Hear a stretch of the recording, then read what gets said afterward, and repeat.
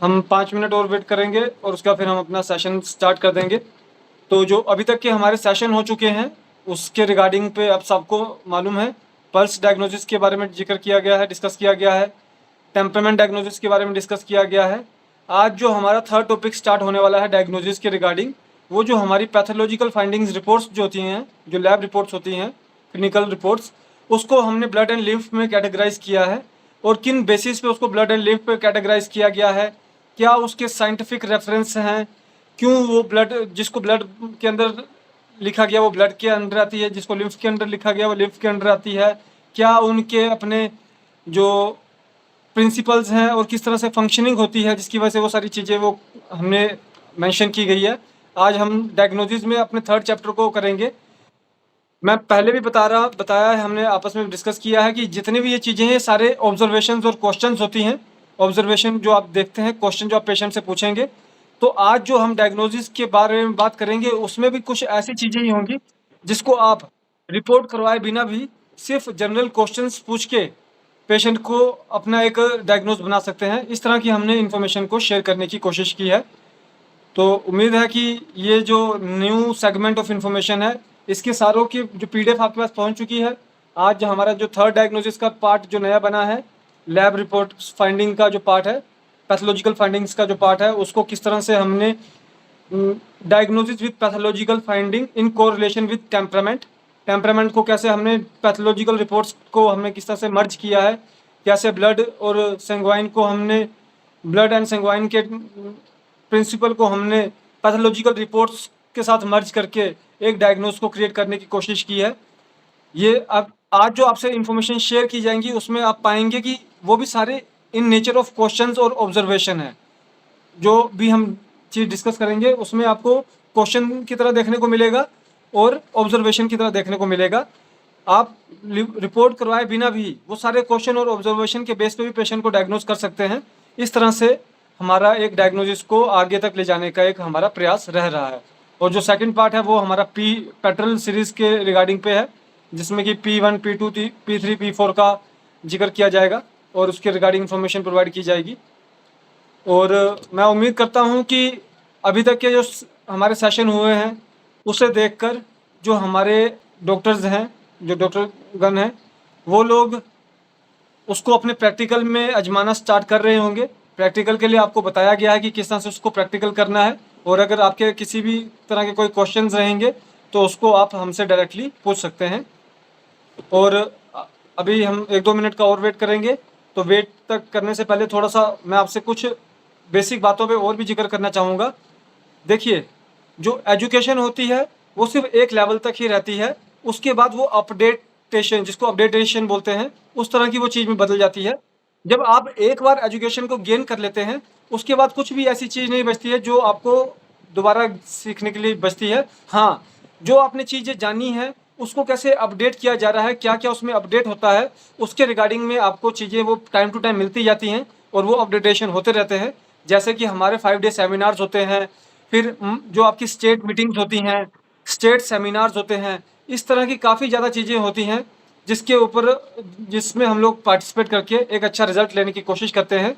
पर जो मेन जो एजुकेशन होती है वो एक लेवल तक ही रहती है, जिसका मतलब ये है मैं आपको एक ज्ञान दे सकता हूँ, वो ज्ञान आपको 100% तक नहीं पहुँचाएगा, पर वो आपको 80% तक पहुँचाने में कामयाब रहता है। और वो ज्ञान 80% तक का ज्ञान वो हमेशा सेम ही रहेगा। ऐसा नहीं है कि 5 साल के बाद 10 साल के बाद उस ज्ञान में कोई बदलाव आ जाएगा। जो बचे हुए 20% होते हैं उसका बदलाव समय टू समय आता रहता है। तो उस बदलाव के लिए हमें एक दूसरे से जुड़े रहना है। पर उसके अलावा अभी ये हमारा एजुकेशनल प्रोग्राम चल रहा है, हो सकता है अगले 15 से 20 सेशन के अंदर ये सारा प्रोग्राम ख़त्म हो जाए और उसके बाद हमें जो नॉर्मल एजुकेशन सेशंस जो है वो ख़त्म हो जाए। उसका जो भी हमारे रहेंगे वो ग्रुप डिस्कशन हो सकता है, पेशेंट डिस्कशन हो सकता है, इस तरह की चीज़ें हो सकती हैं। पर वो चीज़ें भी आपको तभी सहायता करती हैं या वो चीज़ें भी आपके तभी काम आती हैं जब आपने इस चीज़ को, जो जिस चीज़ की हम ज्ञान ले रहे हैं उसको प्रैक्टिकल में भी किया हो।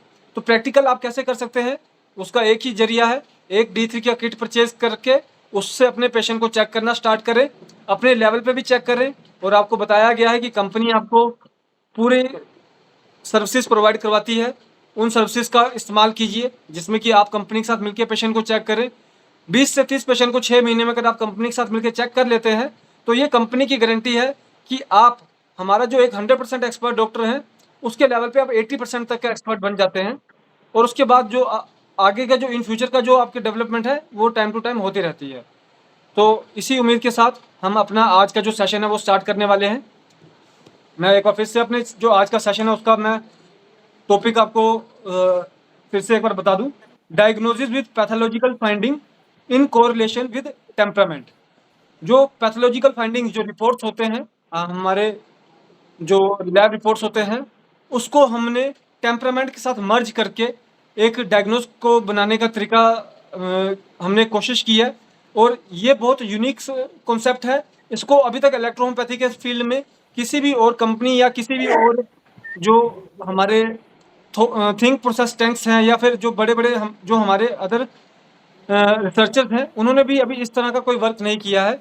हमने इस कोशिश की है इसको स्टार्ट करने की। उम्मीद है कि इन फ्यूचर में वो लोग अदर लोग भी इसमें अपना योगदान देके इसको और बेहतर बनाने की कोशिश करेंगे। पर आज हम जिस चीज़ तक पहुँचे हैं उसको हम स्टार्ट करने जा रहे हैं। तो इसी के साथ मैं अपना सेशन स्टार्ट करने वाला हूँ।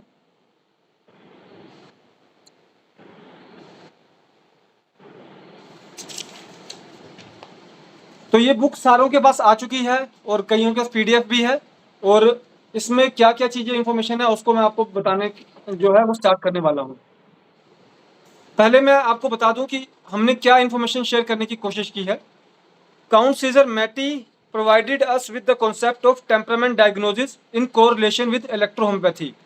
काउंट सीजर मैटी जी ने हमें इलेक्ट्रोहोम्योपैथी के सह संबंध में टेम्परामेंट डायग्नोसिस की अवधारणा प्रदान की है। टेम्परामेंट डायग्नोसिस को उन्होंने हमें काउंट सीजर मैटी जी ने प्रोवाइड करवाया है। और then we developed our own pulse diagnosis concept in correlation with temperament diagnosis. फिर रेविसन इंडिया इलेक्ट्रोहोमे फार्मा ने हमारा पल्स डायग्नोसिस के कॉन्सेप्ट को डेवलप करने की कोशिश की है टेम्परामेंट के कोरिलेशन में। और उसके बाद अब इसी एक डायग्नोज को बेहतर बनाने के एक हमारे एक सफ़र में हमने इसके एक आगे स्टेप जाते हुए we have signified pathological findings parameter in correlation with blood and lymph which are temperamental indications. हमने लिम्फ और ब्लड के रिगार्डिंग पे पैथोलॉजिकल फाइंडिंग को हमने जो लैब रिपोर्ट्स होती हैं उसको लिम्फ और ब्लड के रिगार्डिंग में हमने डेवलप करने की कोशिश कर रहे हैं। क्योंकि एंड ऑफ ऑल में जो इलेक्ट्रोहोम्योपैथी का जो डायग्नोस का प्रोसेस है या इलाज का जो प्रोसेस है उसका मेन जो स्तंभ है वो लिम्फ और ब्लड ही है। तो इसमें मैं आपको बता दूं ब्लड पैथोलॉजिकल खोज की रक्त प्रकृति को दर्शाता है। जो हम आपको आगे बताएंगे कि ब्लड के नेचर का है वो हमारा पैथोलॉजिकल फाइंडिंग में ब्लड से सेंग्वाइन टेम्परामेंट को बताएगा और जो लिम्फ के अंडर आएगा वो लिम्फेटिक टेम्परामेंट को बताएगा। For example if any parameter is disturbed in pathological finding then it means that either that factor's creation segment of organ is disturbed or where the element of being used is disturbed। उदाहरण के लिए यदि pathological खोज में कोई parameter खराब है तो इसका मतलब ये है कि या तो अंग का निर्माण खंड जहाँ पे उस रिपोर्ट का जो चीज़ खराब आ रही है जहाँ पे वो निर्माण हो रहा है वो चीज़ वो अंग का निर्माण खंड खराब है या फिर जहाँ पे वो इस्तेमाल हो रहा है चीज़ उसका वो जो अंग का जो अंग या तंत्र है वो खराब है। इसी के साथ हम अपने जो आज का जो टेम्परामेंट डायग्नोसिस के रिगार्डिंग पे पैथोलॉजिकल फाइंडिंग है उसको हम स्टार्ट करने जा रहे हैं। तो आप ये बुक आपके पास होना जरूरी भी है। आपके पास इसकी PDF भी है। जिसके पास PDF नहीं है और जिन्होंने परचेज कर रखी है उसके लिए वेल एंड गुड। उसके अलावा आप PDF से भी देख सकते हैं। और मैं रिक्वेस्ट करूंगा कि जो ये इन्फॉर्मेशन आपको बताई जाएगी अभी आप उसको साथ में थोड़ा राइट डाउन भी करते रहें। बाकी ये वीडियो एंड ऑफ ऑल में यूट्यूब पे जाएगी, आप इसको बार बार भी देख सकते हैं। तो सबसे पहले आज जो हम जिस पे डिस्कस करेंगे वो रहेगा हमारा किडनी फंक्शन टेस्ट। देखिए हमने टेम्परामेंट डायग्नोज कर लिया, पल्स डायग्नोसिस एकदम से हम नहीं कर सकते क्योंकि एक वो एडवांस लेवल की चीज़ है। पर उसके अलावा हम किस चीज़ पे जा सकते हैं जो पैथोलॉजिकल फाइंडिंग्स होती हैं पेशेंट जब आपके पास आता है वो अलग अलग जगह से भटक के आया होता है, उसके पास अनेकों तरह की पैथोलॉजिकल फाइंडिंग्स होती हैं और उसके बेस पे हम क्या अपना एक डायग्नोज ड्राइव कर सकते हैं। हमने उसका टेम्परामेंट डायग्नोज एक बना लिया है, उसके बाद जो उसकी रिपोर्ट होगी उसमें जो सेगमेंट खराब होंगे उसके बेस पे भी हम उसके जो टेम्परामेंट से कोरिलेट करके हम जान सकते हैं कि ये क्या टेम्परामेंट का पर्सन है और क्या किस नेचर की इसमें बीमारी आ रही है। तो फर्स्ट ऑफ ऑल हम KFT के पैरामीटर्स को स्टडी करेंगे, डिस्कस करेंगे। KFT का जो पहला पैरामीटर है जो ब्लड के अंडर आते हैं, मतलब कि जो वो चीज़ें हैं वो आपके बॉडी में ब्लड और सेंगवाइन नेचर को शो करती है। अगर वो पैरामीटर खराब हो रहे हैं इसका मतलब जो बॉडी में जो डिस्टर्बेंस है वो ब्लड की डिस्टर्बेंस है या सेंगवाइन की ब्लड और सेंगवाइन टेम्परामेंट की डिस्टर्बेंस है। तो इसमें आपके कौन कौन से फैक्टर आते हैं किडनी फंक्शन टेस्ट के, वो मैं आपको बता रहा हूँ। पहला है यूरिया, ये ब्लड के अंदर आने वाले फैक्टर्स हैं सारे। Urea, creatinine serum, blood urea nitrogen, 1 creatinine और कैल्शियम टोटल। जो ये आपके पांच जो पैरामीटर्स हैं, ये 5 पैरामीटर आपके ब्लड और सेंगवाइन अगर ये पैरामीटर खराब रहेंगे तो ये आपको सेंगवाइन नेचर के बारे में ये बता रहे हैं, शो कर रहे हैं कि जो पेशेंट है इसमें जो डिस्टर्बेंस बन रही है वो ब्लड या सेंगवाइन नेचर की डिस्टर्बेंस बन रही है, और इसको आप कंफर्म करेंगे उसके टेम्परामेंट डायग्नोसिस से। तो सबसे पहले मैं आपको बताना चाहता हूँ कि हमने इसको कैसे जाना है कि ये ब्लड के ही हैं। First of all urea, urea क्या है? हेप्टिक सेल ऑफ लीवर में ये प्रोड्यूस होता है। जो इसकी प्रोडक्शन, यूरिया की जो प्रोडक्शन होती है वो हेप्टिक सेल ऑफ लीवर में होती है। उसके बाद ये ब्लड स्ट्रीम के थ्रू पूरे बॉडी में सफ़र करता है। जहाँ जहाँ पे इसकी रिक्वायरमेंट होती है वो ब्लड के थ्रू ये सफ़र रिक्वायरमेंट को पूरा करके लास्ट में ये प्यूरिफाइड बाय किडनी, किडनी से प्यूरिफाई हो जाता है। इसका रोल क्या है? यूरिया का रोल क्या है बॉडी में? ये नाइट्रोजन डिस्पोजल का काम करता है और इम्यूनो एसिड जो होते हैं हमारे, जब फूड ब्रेकडाउन होता है और अमीनो एसिड बनता है, अमीनो एसिड को ये ब्रेकडाउन करके बॉडी में पहुंचाने का काम करता है। उसके अलावा यूरिया किस तरह के रोल बनाता है? Counter current exchange of nephrons, जो नेफ्रॉन्स होते हैं और मसल्स होती हैं उसके बीच में जो करंट एक्सचेंज होने की वजह से जो मैसेज जाता है उसका भी, उसमें भी हेल्प करता है यूरिया आपका।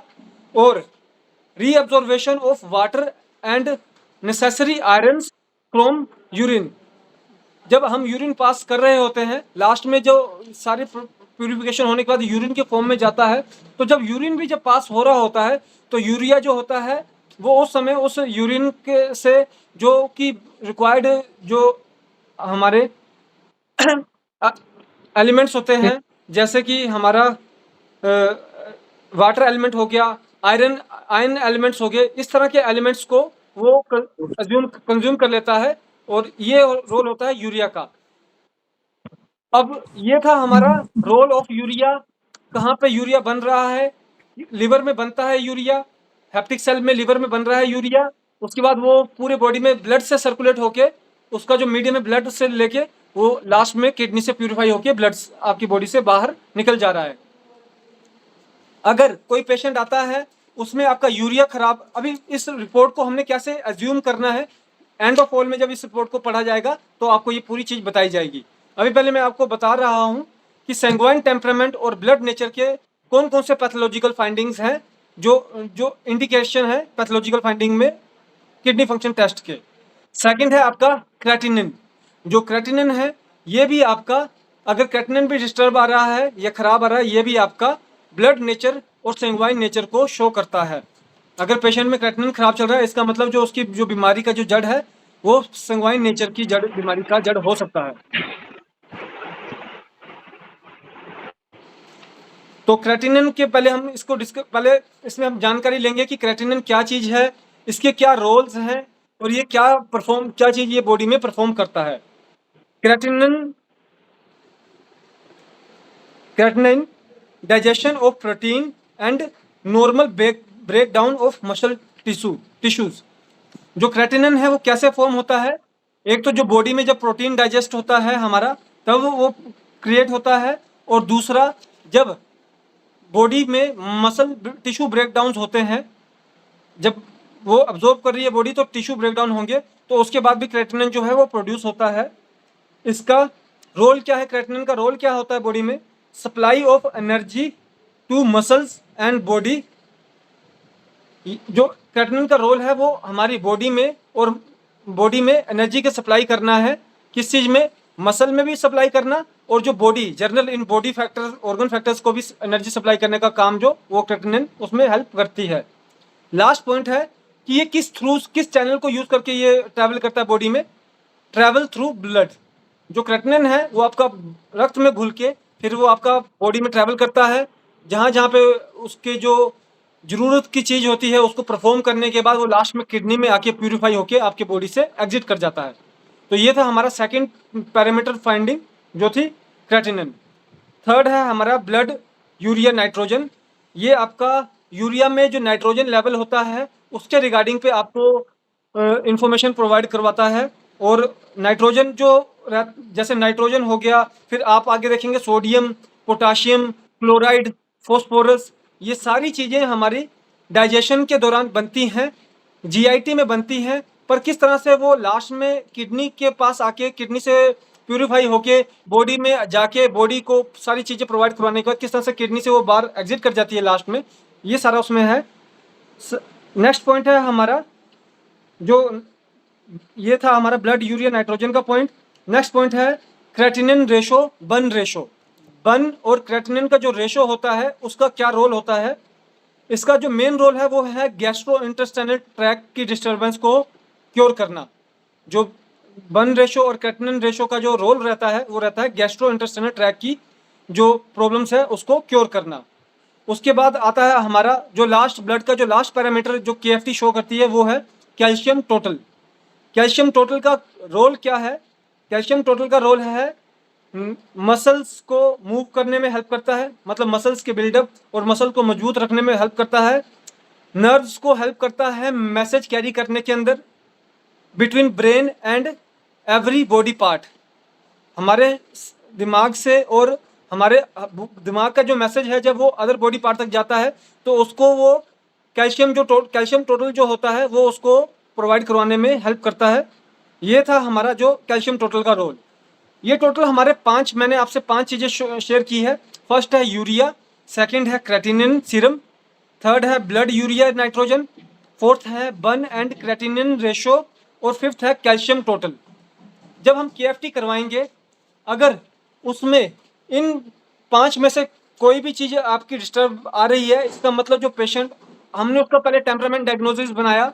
टेम्परामेंट डायग्नोसिस से हमें मालूम पड़ा कि पेशेंट जो है वो सैंग्वाइन नेचर का है, और उसके बाद उसके जो रिपोर्ट में जो खराबी आ रही है वो भी सिर्फ और सिर्फ ब्लड इंडिकेशन पे अगर खराबी आ रही है, इससे हमारा टेम्परामेंट नेचर जो डायग्नोज है वो भी क्लियर हो जाएगा। उसके अलावा जो कुछ सिम्टम्स होते हैं उसके बेस पे हम आगे चल के उसको कैसे अज्यूम करते हैं कि इसमें हमने क्या अज्यूम करना है। अभी नेक्स्ट मैं लिम्फेटिक चैनल के पॉइंट्स बताऊंगा। उसके बाद हमने इस रिपोर्ट को कैसे कंपाइल किया, कैसे हमने जाना कि ये रिपोर्ट ने क्या एक डायग्नोज बना के हमें दिया है, क्या हमें अज्यूम करना चाहिए, वो कैसे आपको मालूम पड़ेगा, उसके बारे में भी आपको पूरी इन्फॉर्मेशन दी जाएगी।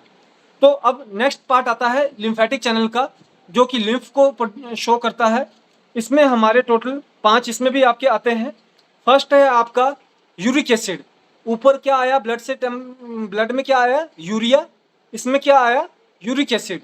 जो यूरिक एसिड है वो आपका बॉडी में लिम्फ पैरामीटर को शो करने के लिए वर्क कर रहा है। अगर यूरिक एसिड खराब आता है तो हमें मालूम पड़ रहा है कि ये जो पेशेंट है इसमें लिम्फ चैनल की डिस्टर्बेंस आ रही है, और उसके रिगार्डिंग हम आगे उसका ट्रीटमेंट कर सकते हैं। सेकंड है फॉस्फोरस इनऑर्गेनिक, थर्ड है सोडियम, फोर्थ है पोटाशियम, और फिफ्थ है क्लोराइड सीरम क्लोराइड जिसको बोलते हैं, वो है फिफ्थ पॉइंट। अब पहले मैं इसमें भी हम तीनों चीज़ों को डिस्कस करेंगे कि कहाँ से वो प्रोड्यूस हो रहा है, क्या उसका रोल होता है, और क्या उसका जो नेचर है, वर्क ऑफ नेचर है, क्या रहता है, किस तरह से उसका एग्जिस्ट रहती है। तो फर्स्ट है यूरिक एसिड। यूरिक एसिड जो है वो आपका 2 हिस्सों में बनता है। फर्स्ट बनता है वो आपके जीआईटी में, इंटेस्टाइन और लिवर के सेक्शन के अंदर, और सेकंड बनता है वो आपका किडनी के अंदर। जीआईटी और इंटेस्टाइन में वो अगर आप यूरिक एसिड जो हमारे बॉडी में बन रहा है अगर आप तो 3 भाग में बांटेंगे तो एक भाग का जो यूरिक एसिड है वो आपका जीआईटी और लिवर सेक्शन में, इंटेस्टाइन और लिवर में बन रहा है, और जो बचा हुआ 2 भाग का जो यूरिक एसिड है वो आपका किडनी के अंदर बनता है और उसी के बाद में प्यूरिफाई होके बॉडी में सर्कुलेट करके वो आगे वर्क करता है। इसका रोल क्या है? ये आपका इम्यून सिस्टम स्टिमुलेंट है। यूरिक एसिड अगर मान लीजिए किसी कारणवश खराब हो रहा है या ज़्यादा हो रहा है, या बॉडी में जो उसका रोल रहता है वो इम्यून सिस्टम को स्टिमुलाई करना, जिससे कि बॉडी में अगर बीमारी आ रही है तो बॉडी उसमें लड़ने के जो इम्यूनिटी को मैसेज चले जाए कि उसको उससे लड़ना है। और इसका है as the end product of an exogenous pool of purines and damaged and dying dead cells. जो आपका यूरिक एसिड होता है ये एंड प्रोडक्ट होता है एक्सोजेनस प्रोडक्ट, जो हमारे ब्रेकडाउन होती है खाने के बाद जो ब्रेकडाउन होती है उसमें जो प्यूरिन्स होते हैं, उसका जो एक्सोजेनस प्रोडक्ट जो बनता है वो प्यूरिन होता है, और उसका जो आपका लेफ्ट ओवर होता है वो आपका यूरिक एसिड होता है। और उसके अलावा जो सेकंड यूरिक एसिड कहाँ पे बनता है, क्या उसमें यूरिक एसिड के जो एक कैरेक्टरिस्टिक भी होती है जिसको वो परफॉर्म करता है, वो रहता है डेड डाइंग जो सेल्स होते हैं। जैसे मान लीजिए आपके टिश्यू डेड सेल हो गए, बोन डेड सेल्स हो रहे हैं, मसल डेड सेल्स हो रहे हैं, उसको वो रिकवर भी करता है, उसी को वो हेल्प करता है। जो यूरिक एसिड होता है उसके जरिए पेशेंट का जो ट्रीटमेंट भी होता है, पर ये एक दो धारी तलवार होती है। अगर ये आउट ऑफ कंट्रोल चला जाए तो पेशेंट को खराबी भी हो सकती है, पर अगर किसी पेशेंट में बहुत ज़्यादा खराबी है और इसमें ये आउट ऑफ कंट्रोल चल रहा है तो यही यूरिक एसिड उस पेशेंट को बचाने में भी हेल्प करता है। और सेकंड पॉइंट है हमारा लिम्फ सेक्टर में फॉस्फोरस इन ऑर्गेनिक। इसका रोल क्या है? इसका रोल है स्केलेटल स्ट्रेंथनिंग, जो हमारे बोन्स जो होती हैं उसको मजबूत करने का रोल रहता है, जो फॉस्फोरस इन ऑर्गेनिक होता है। सेकंड जो इसका रोल होता है वो होता है टिश्यू सेल को रीजनरेट करना और टिश्यू सेल को मेंटेन करके रखना, ये इसका एक रोल होता है। और जो थर्ड जो फॉस्फोरस का जो रोल है वो है हमारा, और ये जहाँ पे वर्क करता है वो है, ये बफर एजेंट होता है हमारे यूरिन में। जब यूरिन बॉडी से पास आउट हो रहा होता है तो कोई जो हमारा रिक्वायर्ड जो न्यूट्रिशंस होते हैं या नरिशमेंट होती है वो बॉडी से बाहर ना चली जाए, उसको भी मेंटेन रखने का काम जो करते हैं वो फॉस्फोरस इनऑर्गेनिक करता है एज अ बफर एजेंट बन के। थर्ड पॉइंट है हमारा सोडियम। सोडियम आपका किस चीज़ में बॉडी में हेल्प करता है और क्या उसके इंडिकेशंस होते हैं? एक तो ये आपका जर्नल जो वीकनेस होती है और नर्वस सिस्टम के रिगार्डिंग जो आपके वर्क चल रहा होता है उसको मेंटेन रखने में हेल्प करता है सोडियम। और इसका जो आपको किस तरह के इसके सिम्टम्स देखने को मिल सकते हैं वो है कि हाई ब्लड प्रेशर या लो ब्लड प्रेशर देखने को मिल सकता है अगर सोडियम की कमी चल रही है या ज़्यादा हो रहा है। उसके अलावा ये जो इसका रोल होता है वो होता है यूरिन रिटेंशन का। पहला जो था वो था बफर एजेंट, जिसने कि जो हमारी जो चीज़ नेसेसरी चीज़ है बॉडी में उसको उसने बॉडी से बाहर नहीं जाने दिया और उसको उसने डाइजेस्ट करवाया बॉडी के अंदर।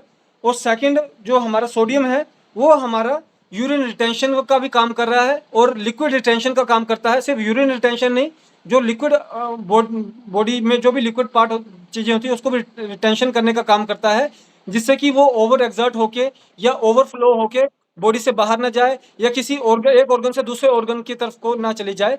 इस तरह के भी जो रोल है वो आपका सोडियम जो है वो वर्क करता है। फोर्थ है आपका पोटाशियम। पोटाशियम का काम है stimulation of muscles and nervous system.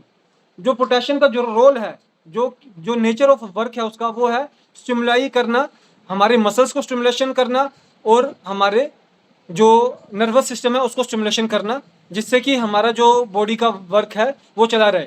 अभी मैं आपको लास्ट में ये भी बताऊंगा कि किस तरह से ये सारे कोई अगर आपको चाहे वो किडनी कैंसर हो, चाहे वो आपको छोटा सा खांसी जुकाम हो, उसमें जितनी भी हमने ये चीज़ें जिक्र की हैं उसमें से आपको कोई ना कोई यूँ समझिए 70 to 80% चीज़ें आपको देखने को मिल सकती हैं। और किस तरह से हमने उस चीज़ को आगे एग्जामिन करके एक डायग्नोज बनाना है उसके रिगार्डिंग भी आपको बताया जाएगा। तो लास्ट है हमारा जो इसका पोटाशियम के बारे में बता रहा था, stimulation of muscles and nerves. और उसके बाद है ये हार्ट बीट रेगुलेशन। इस एक जो इसका अपना यूनिक रोल ये भी है कि जो हार्ट बीट रेगुलेशन है, अगर आपका हार्ट बीट रेगुलेशन नहीं होगा तो बॉडी में ब्लड की सर्कुलेशन में डिस्टर्बेंस जा सकती है, ब्रेन में ब्लड की सर्कुलेशन में डिस्टर्बेंस जा सकती है और उसकी वजह से पेशेंट की बीमारी जो है वो और भी ख़राब हो सकती है। इस तरह के अगली चीज़ें भी हो सकती हैं। उसको कंट्रोल करने का जो काम करता है वो पोटाशियम करता है। और ये जो आपका एक लिम्फ का रिगार्डिंग जो इसकी नेचर होती है वो लिम्फ नेचर होती है।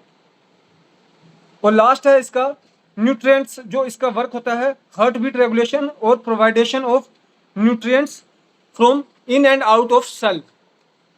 जो हमारे बॉडी का सेल्स होते हैं उसके अंदर न्यूट्रिशन को प्रोवाइड करने का काम भी करता है पोटेशियम, और जो एक्सेस ऑफ न्यूट्रिएंट्स को सेल से बाहर लेकर जाने का काम भी पोटेशियम परफॉर्म करता है। ये इसका एक रोल ऑफ पोटेशियम रहता है बॉडी में। लास्ट है हमारा क्लोराइड सीरम। ये हमारा हेल्प करता है एसिड और बेस, जो हमारे बॉडी में एसिड्स और बेस नेचर की जो चीज़ें होती हैं उसको मेंटेन करके रखने का ये वर्क करता है। ये काम है होता है क्लोराइड सीरम का। तो ये था हमारा अभी तक का एक चैप्टर, जो आज हम इसी चीज़ के ऊपर वर्क करने वाले हैं। नेक्स्ट जो हमारा लेक्चर होगा उसमें हम एलएफटी को करेंगे इस तरह से। अगले लेक्चर्स में हम और चीज़ों को भी वर्क करेंगे। अभी इस चीज़ को मैं और ब्रीफ में एक्सप्लेन करने से पहले मैं आपके कुछ क्वेश्चन लेने की उम्मीद रखता हूँ कि आपके कुछ सवाल हों, कुछ पूछना चाहें तो अपने क्वेश्चन पूछ सकते हैं।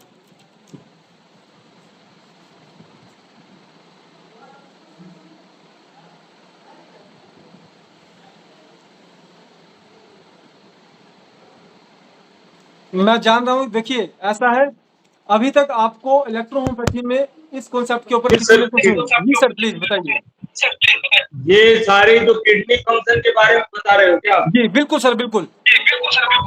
हाँ, किडनी फंक्शन टेस्ट में हमने क्या आखिर में हमने इसको डिवाइड कर दिया है ब्लड एंड लिम्फ पे, क्योंकि इलेक्ट्रोहोम्योपैथी का कॉन्सेप्ट क्या है, ब्लड एंड लिम्फ, है ना। मैं अभी फिर से एक्सप्लेन एक बार रिपीट भी करूंगा कि कौन सा चीज ब्लड में आता है, कौन सा लिम्फ में, और सेम ये इन्फॉर्मेशन आपको कि ब्लड में क्या चीज है और लिम्फ में क्या चीज है उसके इन्फॉर्मेशन आपको हमारी बुक में मिल जाएगी। ये लिखा हुआ है पूरा। आज मैंने सिर्फ एक्सप्लेन किया कि किस चीज का क्या रोल होता है, क्या नेचर होती है, और किस तरह से वो हमें आखिर में हमारे जो डायग्नोज है उसको बनाने में हेल्प करती है। जी, और आपका ये क्या कौन सी बुक में है साहब आपके? सर, ये जो नई हमारी टेम्परामेंट डायग्नोज बुक आई है ना, जो गाइड ये है क्या अवेलेबल अब? जी जी, इसका पीडीएफ भी मिला है जी, पीडीएफ भी मिला नहीं, हुआ है। आप ये बुक अवेलेबल है क्या आपके जी पास? जी बिल्कुल है ना सर, आपको इसका पीडीएफ भी दिया गया है और अवेलेबल भी है ये जो। तो ये भिजवाओ ना हमारे को। जी कोई इशू नहीं सर, आपको आप मुझे आपको प्रोवाइड करवा दी जाएगी सर। ठीक, ठीक है सर, ठीक। तो इसमें जो आज के चैप्टर में हमने किडनी फंक्शन टेस्ट को डिस्कस किया, किडनी फंक्शन टेस्ट में हमने ये डिस्कस किया कि कौन कौन से सेगमेंट्स हमारे किस चीज़ को शो करते हैं। जैसे कि इसमें पहले मैं एक बार फिर से रिपीट कर देता हूँ, ब्लड और सेंग्वाइन नेचर को, अगर आपने एक पेशेंट का किडनी फंक्शन टेस्ट करवाया, उसमें अगर ये सिम्टम ये जो पैरामीटर्स है वो खराब आ रहे हैं, तो इसका मतलब ये है जो उसके अंदर बीमारी है, पेशेंट के अंदर बीमारी है वो इस नेचर की है।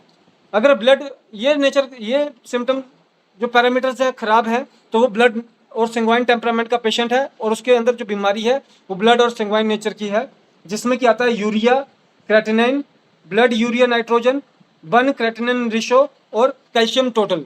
अगर ये 5 जो पैरामीटर्स हैं ये खराब आ रहे हैं पेशेंट में, तो इसका मतलब ये है कि पेशेंट के अंदर ब्लड और सेंग्वाइन की बीमारी है। और उसके अलावा लिम्फ चैनल का रिगार्डिंग पे कौन कौन से पैरामीटर्स हैं, एक है यूरिक एसिड, सेकंड है फॉस्फोरस इनऑर्गेनिक, थर्ड है सोडियम, फोर्थ है पोटाशियम, और फिफ्थ है क्लोराइड सीरम।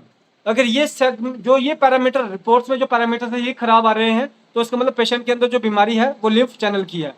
अब इसके अलावा और क्या हो सकता है, आपको ये अमूमन रिपोर्ट्स में देखने को मिलेगा, जैसे कि हमने आपको बताया भी है 80% जो पॉपुलेशन होती है वो आपकी मिक्स टेम्परामेंट की होती है। उसमें जी सर, बोलिए सर। सर भी अगर किसी का जो पोटेशियम है वो भी बढ़ा हुआ है जी, और आयरन भी बढ़ा हुआ है, तो वो किसमें आएगा? फिर से बोलिए। पोटेशियम भी बढ़ा हुआ है जी जी जी और यूरिया भी बढ़ा हुआ है जी। और अभी सर उसका अब मैं आपको वही चीज पे बता रहा था, मैं आपको उसी चीज बता, देखिए 80% जो पेशेंट है ना वो हमारा मिक्स टेम्परामेंट का पेशेंट है ना। अब उसमें क्या होगा, अब पर उसमें भी उसकी कोई ना कोई डोमिनेंसी जरूर होगी, है ना। बेशक वो मिक्स का है पर डोमिनेंसी उसकी होगी। अब क्या हुआ, मान लीजिए हम सिर्फ एक एग्जांपल लेते हैं, किडनी फंक्शन का एग्जांपल लेते हैं। उसमें टोटल 10 पैरामीटर हैं, 5 ब्लड के हैं, 5 आपके लिम्फ के हैं, ठीक है। अब क्या हुआ कि उसके 3 पैरामीटर ब्लड के खराब है, 1 पैरामीटर लिम्फ का खराब है, तो उससे हमें क्या मालूम पड़ रहा है, उसकी डोमिनेंसी किस चीज की है, सेंग्वाइन की डोमिनेंसी है ना। एक तो ये तरीका हो गया जानकारी का। दूसरा, अभी मैं आपको इसी चीज पे और बताता हूँ। अब देखिए सर, पर अब इसी में कुछ चीजें क्या होती है आपस में, ये सारी चीजें आखिर में, चाहे यूरिया हो, चाहे यूरिक एसिड हो, चाहे फॉस्फोरस हो, चाहे जो मर्जी हो, ये प्रोड्यूस कहाँ पे हो रहा है या प्रोसेस कहाँ पे हो रहा है? गैस्ट्रोइंटेस्टाइनल ट्रैक में हो रहा है, लीवर में हो रहा है। पर गैस्ट्रोइंटेस्टाइनल ट्रैक, लीवर तो आपका लिम्फ चैनल का ऑर्गन हुआ है ना, पर लास्ट में ये प्रोसेस कहाँ पे जाके हो रहा है? आपका सेंग्वाइन किडनी में प्रोसेस हो रहा है। और किडनी की नेचर किस चीज के रिगार्डिंग पे है? सेंग्वाइन टेम्परामेंट के रिगार्डिंग पे और ब्लड टेम्परामेंट, ब्लड के रिगार्डिंग पे, है ना। अब इसमें मैं आपको बता, जो आगे इस चीज पे जा रहे हैं, अभी सर का क्वेश्चन था कि अगर एक में यूरिया भी खराब है और आपका यूरिक एसिड भी खराब है तो उसको हम क्या मानेंगे? उसमें हमने जानकारी ले ली उसके किस चीज, कौन कौन से सेगमेंट ज्यादा खराब है, ठीक है। पर अभी एक और चीज, अब क्या मैंने आपको शुरू में इस टॉपिक को स्टार्ट करने से पहले मैंने ये लाइन बोली थी, मैं एक बार फिर से उसको दोहराता हूं। उदाहरण के लिए यदि पैथोलॉजिकल खोज में कोई पैरामीटर खराब है तो इसका मतलब है कि या तो अंग का निर्माण खंड है जहां वो चीज बन रही है वो खराब है, या फिर उस तत्व को उपयोग करने वाला जो खंड है, जो शरीर में उस तत्व को उपयोग करता है वो खंड है, वो खराब है। अब मान लीजिए आपका यूरिक एसिड, यूरिया का हम एग्जांपल ले लेते हैं। अगर यूरिया खराब है, ठीक है, पेशेंट आया आपके पास, किडनी फेलियर का पेशेंट आया, उसका यूरिया बढ़ा हुआ, क्रेटिनिन बढ़ा हुआ और यूरिक एसिड भी बढ़ा हुआ है। आपको अमूमन तौर पे इसी तरह से देखने को मिलेगा, 2 से 3 एक सेगमेंट की चीज खराब देखने को मिलेगी और एक आपको दूसरे सेगमेंट की खराब देखने को मिल सकती है। पर अब उसमें हमने जानकारी, पर अभी भी उसमें एक कंफ्यूजन हो सकती है, पर उसको क्लियर कैसे किया जाएगा कि इस पेशेंट के अंदर किस चीज का ज्यादा प्रभाव बन रहा है। अब मान लीजिए कि उसका यूरिया और क्रेटिनिन खराब चल रहा है और साथ में यूरिक एसिड खराब चल रहा है, पर उसको ना ही नींद के रिगार्डिंग कोई दिक्कत आ रही है, ब्लड के सेंग्वाइन टेम्परामेंट के जो भी सिम्टम हो सकते हैं जैसे कि थकावट आना या फिर नींद आना या फिर पेन होना, उस तरह का कोई भी सिम्टम नहीं बन रहा है, पर उसको सिम्टम क्या बन रहा है? गैस बन रही है, कॉन्स्टिपेशन बन रही है। तो इसका मतलब उसका कौन सा खंड खराब है? बेशक उसका यूरिक एसिड खराब आ रहा है या यूरिया खराब आ रहा है, पर यूरिया उसका पीछे से बन के ही खराब आ रहा है, जिसकी वजह से आगे किडनी को प्रोसेस करने में दिक्कत हो रही है। जब बन के खराब आ रहा है तो इसमें जो पेशेंट का जो बीमारी का जो मेन प्रभाव जा रहा है वो लीवर के बेस पे जा रहा है। इसी तरह से जब हम उसका LFT चेक करवाएंगे तो उसमें हम पाएंगे कि LFT के भी कुछ पैरामीटर खराब होंगे, उससे हमें क्लियर हो जाएगा कि ये जो पेशेंट है इसकी बीमारी किस नेचर की है। अभी देखिए, मैंने आपसे सारी इन्फॉर्मेशन शेयर की। मैंने जब इन्फॉर्मेशन शेयर की तो मैंने उसमें आपसे क्या चीजें शेयर की हैं कि आपको बॉडी में ये चीज देखने को मिल सकती है, पेशेंट को ये चीज सिम्टम हो सकते हैं। मैंने आपसे कोई हवाई वाली बात तो नहीं शेयर की ना कि आपको वो चीज जानकारी होनी चाहिए या ये जानकारी होनी चाहिए, नहीं। हमने आपसे क्या चीज इन्फॉर्मेशन शेयर की कि पेशेंट को क्या फील हो रहा है। आखिर में उस पेशेंट को जो फील हो रहा है, उस फील होने के साथ जो उसका टेम्परामेंट क्या हमें बता रहा है, उसको जब हम को स्टडी करेंगे, उसकी जब स्टडी करेंगे उसके बेस पे हमारा डायग्नोज बन जाएगा और इन फ्यूचर में हमें फिर आगे पेशेंट का इलाज करने में आसानी हो जाती है। तो इसी के साथ कोई और क्वेश्चन किसी पेशेंट का, डॉक्टर का कोई और क्वेश्चन जो कुछ करना चाहे इसके रिगार्डिंग पे?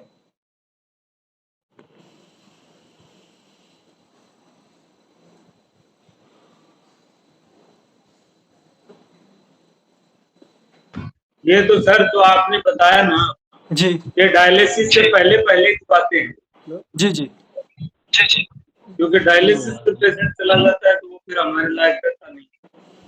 फिर से एक बार लास्ट वाला पॉइंट बोलिए। अगर डायलिसिस में पेशेंट चला गया फिर उसको हम ट्रीट कैसे करें? वो तो हायर सेंटर पर चला गया।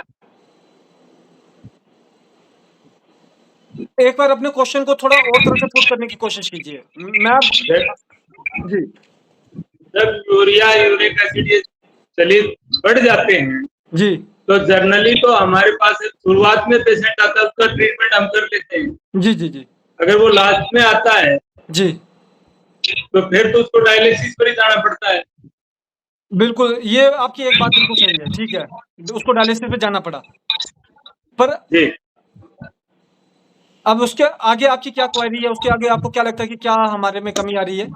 मतलब एक हाँ, सिस्टम के, मतलब इसका हम ठीक कर पाएंगे कि नहीं कर पाएंगे सर उसका। मैं आपको ऐसे इन थाउजेंड्स में केस बता सकता हूँ जिनके डायलिसिस हो रहा होता है और होना कम हो जाता है, ठीक है।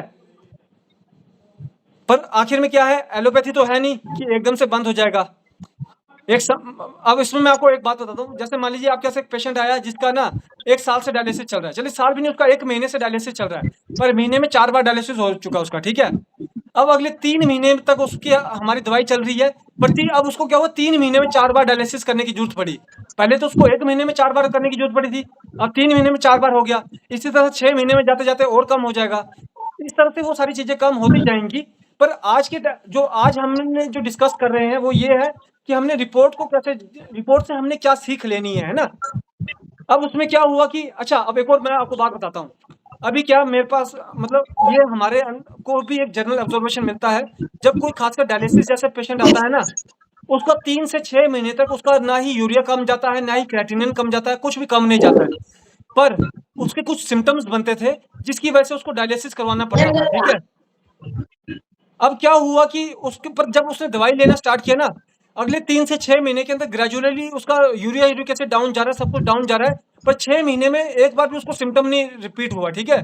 जिसकी वजह से उसको आपका जो डायलिसिस करवाने की जरूरत नहीं पड़ी। ये चीज हमें क्या इंफॉर्मेशन देती है, ये चीज हमें क्या सिखा रही है? ये चीज हमें ये बताती है कि आखिर में देखिए सर, ऐसा तो है नहीं कि यूरिया और यूरिक एसिड हमारी बॉडी में होना ही नहीं चाहिए। आखिर में एक पर्याप्त मात्रा में तो रहना पड़ता है ना इसको। पर अब जी क्या हुआ कि बीमारी चली हुई थी, और बीमारी में शरीर में आपका मान लीजिए एक्सेस ऑफ यूरिया बन रहा है, एक्सेस ऑफ यूरिक एसिड बन रहा है, एक्सेस ऑफ क्रिएटिनिन बन रहा है। पर वही अभी हमारा इलाज भी चल रहा है, इलाज उसको excess of urea, uric acid, creatinine को शरीर में डाइजेस्ट करवा के प्रॉपर्ली एक्सक्रीट भी करवा दे रहा है, जिसकी वजह से वो चीज उसको हानि नहीं पहुंचा रही है ना, या फिर खराब नहीं होने दे रही है। तो इस तरह के जो सिम्टम्स हैं, देखिए आखिर में हम ये रिपोर्ट हमारे लिए कहाँ तक साथ देगी, सिर्फ और सिर्फ हमारे डायग्नोसिस को पक्का करने के लिए और हमारे पेशेंट को कन्विंस करने के लिए, ठीक है? जब पेशेंट को कन्विंस कर लिया और डायग्नोसिस को पुख्ता कर लिया, उसके बाद तो काम मेडिसिन नहीं करना है। हाँ, इसमें आप क्या कर सकते हैं, जैसे देखिए, एक फॉर्मूला चला दिया हमने, यूरिया किडनी फेलियर वाला फॉर्मूला बना के दे दिया, ठीक है? उसमें क्या, अब फॉर्मूला जब हमने बनाया, उसमें हमने किडनी को मद्देनजर रख लिया, और क्या बोलते हैं, हमारा जो हीलिंग ग्रुप है, क्योरिंग ग्रुप है, उसको मद्देनजर रख लिया, और हमने फॉर्मूला बना दिया, है ना? अब पर उसमें एक चीज क्या कमी रह गई, हमने उसमें उसके नेचर को कवर नहीं कर पाए, है ना? नेचर की, जैसे मान लीजिए, अब हमें क्लियर हो गया कि पेशेंट जो है संगवाइन टेम्परामेंट के बेस पे खराबी हो रही है। तो हमने क्या किया, एक बिफोर मिल फार्मूला बना दिया, एक आफ्टर मिल फार्मूला बना दिया। ये इन्फॉर्मेशन हमें इस चीज में हेल्प कर रही है। एक हमने उसको रैपिड डोज भी बना के दे रहे हैं, है ना? रैपिड डोज किसका काम कर रही है, उसके बॉडी में जो डिस्टर्बेंस आ रही है, नेचर की जो डिस्टर्बेंस बनी है, उसको कंट्रोल करने में।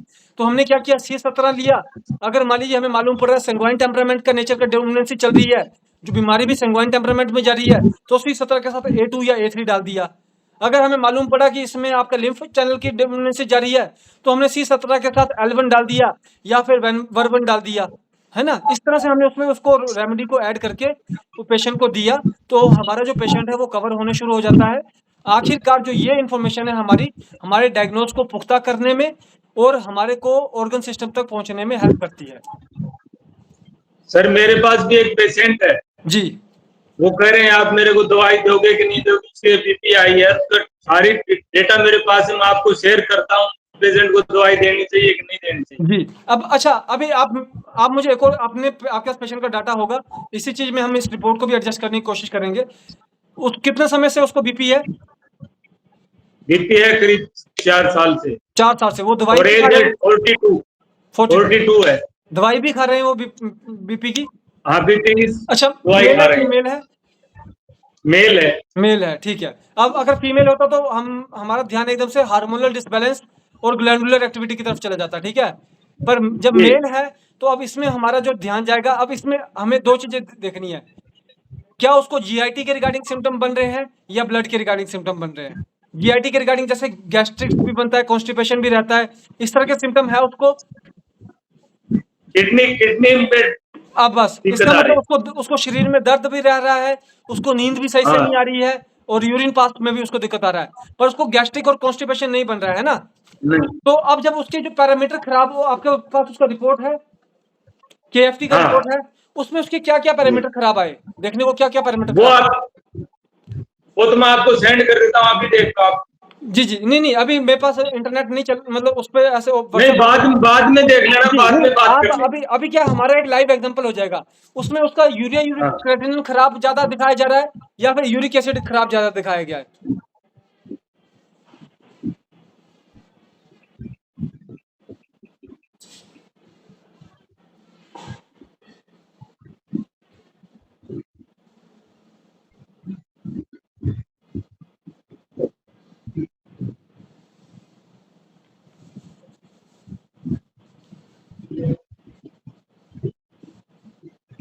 मोस्ट प्रोबेबली जहां तक हो सकता है इसमें इसका यूरिया और क्रेटिनिन ज्यादा खराब होगा यूरिक एसिड से कम।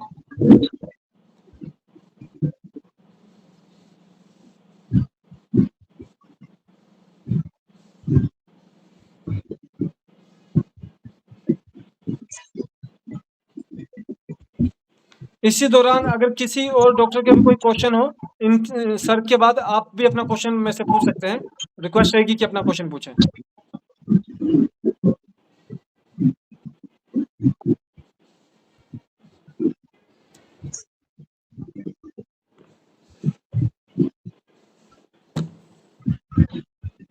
तो जो आज का जो अभी जब तक सर उसको रिपोर्ट को करेंगे वो हमारा एक एग्जांपल बनेगा लाइव।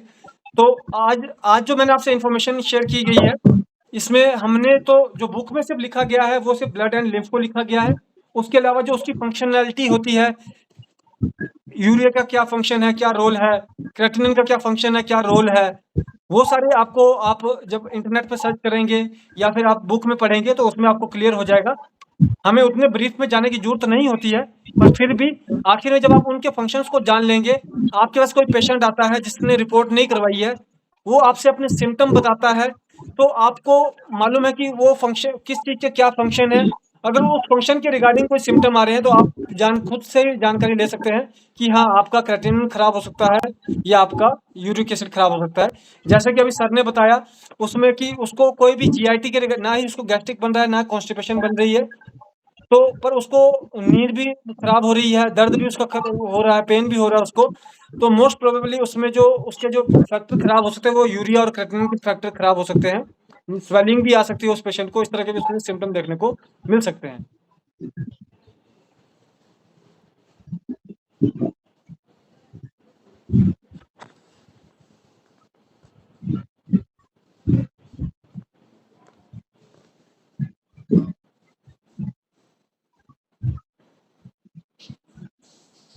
चलिए सर अपना क्वेश्चन पूछेंगे। उससे पहले कि किसी और का कोई क्वेश्चन हो प्लीज पूछ लीजिए। किसी और डॉक्टर का कोई क्वेश्चन? सर जी sir. Das from Kolkata sir. जी सर, जी प्लीज बोलिए सर। सर सिंपल मैं थोड़ा सा क्लैरिफिकेशन दे रहा हूँ। जी जी क्लैरिफिकेशन इज दैट क्वेश्चन ये वो रेज हो गया था कि ड्यूरिंग द कोर्स ऑफ जी डायलिसिस, जी तो ये जो हमारा इंजेक्शन ऑफ इलेक्ट्रोहोम्योपैथिक मेडिसिन, जी इसको देने का प्रोसेस या प्रोसीड्यूर, यही मेन बात था ना। नहीं सर आपने पहले ही बोल दिया कि क्यूबी का जो रेनल फंक्शन के बारे में जो पैथोलॉजिकल रिपोर्ट आया है जी उनमें से दो हिस्सा का बोला, एक है लिम्फो ग्रुप का, एक है सैंगुलाइन ग्रुप का, जी है ना। बिल्कुल बिल्कुल। उनमें से जो ज्यादा है he will be dominated by that group, है ना। जी जी जी तो बेसिकली जो डायलिसिस होता है, so for I have read and my experience, जी कि डायलिसिस होता है टू आउस्टिंग द टॉक्सिन जो क्लियर नहीं कर पा रहा है रेनल खुद या किडनी खुद नहीं कर पा रहा है। जी इसीलिए वो डायलिसिस करके वो टॉक्सिन को निकाला जाता है बॉडी, सो दैट जी कि कुछ दिन के लिए वो पेशेंट ठीक रहता है। जी बिल्कुल बिल्कुल। इसका मतलब ये है कि फंक्शनल ग्रुप और structural group of the kidney is completely off. जी हमारा मेडिसिन है उसको रेस्टोर करने के लिए। बिल्कुल बिल्कुल। वो हम जब डायलिसिस है, एक ही प्रिंसिपल है, जी जिस दिन डायलिसिस होगा उस दिन हमारा मेडिसिन नहीं देंगे। जी जिस दिन डायलिसिस हुआ उस दिन हमारा पेशेंट नहीं देंगे, क्योंकि पेशेंट उस समय बहुत वीक रहता है। बिल्कुल बिल्कुल। ऑन द नेक्स्ट डे हम देते हैं।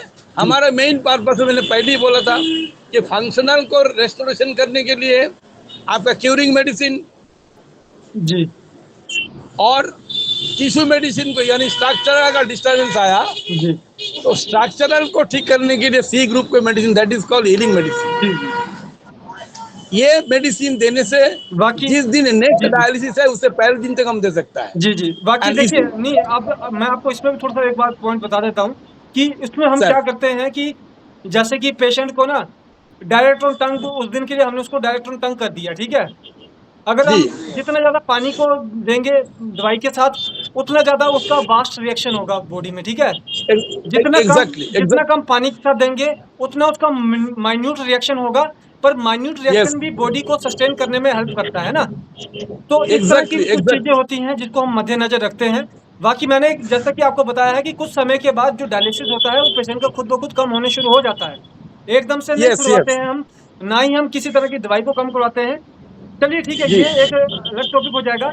आज का जो हमारा टॉपिक था वो था कि हमने डिस्कस किया कि जो पैथोलॉजिकल फाइंडिंग रिपोर्ट्स फाइंडिंग है वो आपको, उसमें भी हम ब्लड एंड लिम्फ के टेम्परामेंट जो कॉन्सेप्ट है उसके ऊपर जाके हम अपने डायग्नोज को बना सकते हैं। और Right, right, right, जी, right, right.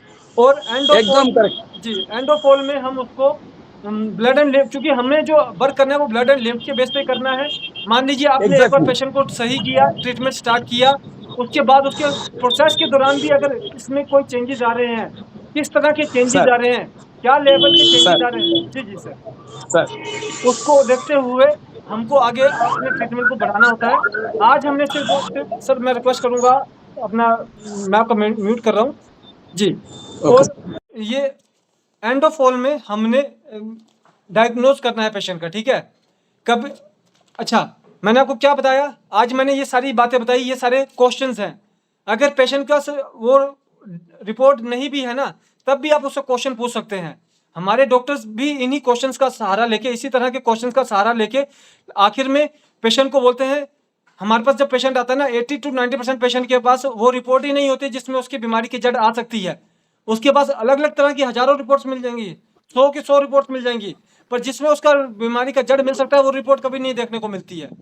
पर जब हम उसके डायग्नोज करते हैं, उसका टेम्परामेंट डायग्नोज करते हैं, पल्स डायग्नोज एक बात की बात होगी, पर टेम्परामेंट डायग्नोज के बाद भी जब हम उसके सिम्टम्स लेते हैं ना, सिम्टम लेने के बाद जब हम उससे पूछते हैं कि क्या आपके पास इस लेवल की कोई रिपोर्ट है या ये रिपोर्ट है, तो पेशेंट खुद बोल देता है नहीं मेरे पास तो ये रिपोर्ट है नहीं। फिर जब हम उसको बोलते हैं, क्योंकि आखिर में पेशेंट को, हर कोई इंसान कागज का भूखा होता है, जब आप उसको रिपोर्ट करवा देते हैं, उस रिपोर्ट में उसके वो सिम्टम्स निकल आते हैं, तो वो पेशेंट भी कन्विंस हो जाता है और आगे वो आपको उस तरह से सीरियस भी लेता है और आपके ट्रीटमेंट को भी आगे वो उस तरह से वर्क करने में हेल्प करता है। तो मैं उम्मीद, चलिए हम अपने अभी के नेक्स्ट जी, पेशेंट स्टार्टिंग थ्रू भोजन माइग्रेट, एक सेकंड रुकिए, एक सर का एक इसमें है, मुझे इसको जरा चेक करने दीजिए।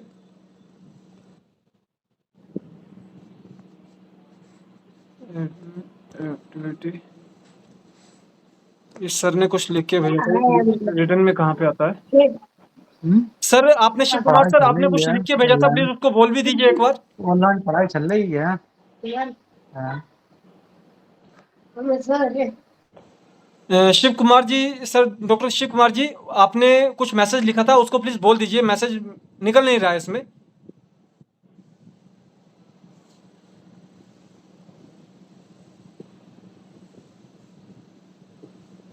आपने कुछ उसमें इंफॉर्मेशन के रिगार्डिंग लिखा था, ये कहाँ पर आता है यार? हेलो, मेरी बात सुन रहे हैं सर? जी जी बोलिए प्लीज सर, बोलिए। हाँ सर, ऐसा है, मेरी खुद मिसेज है, जी उनको अभी 3 महीने पहले प्रॉब्लम शुरू हुआ था गले से। जी गले में उनको भोजन निकलने में दर्द था। जी उसके बाद फिर उनका जो है फूड पाइप श्रिंक हो गया।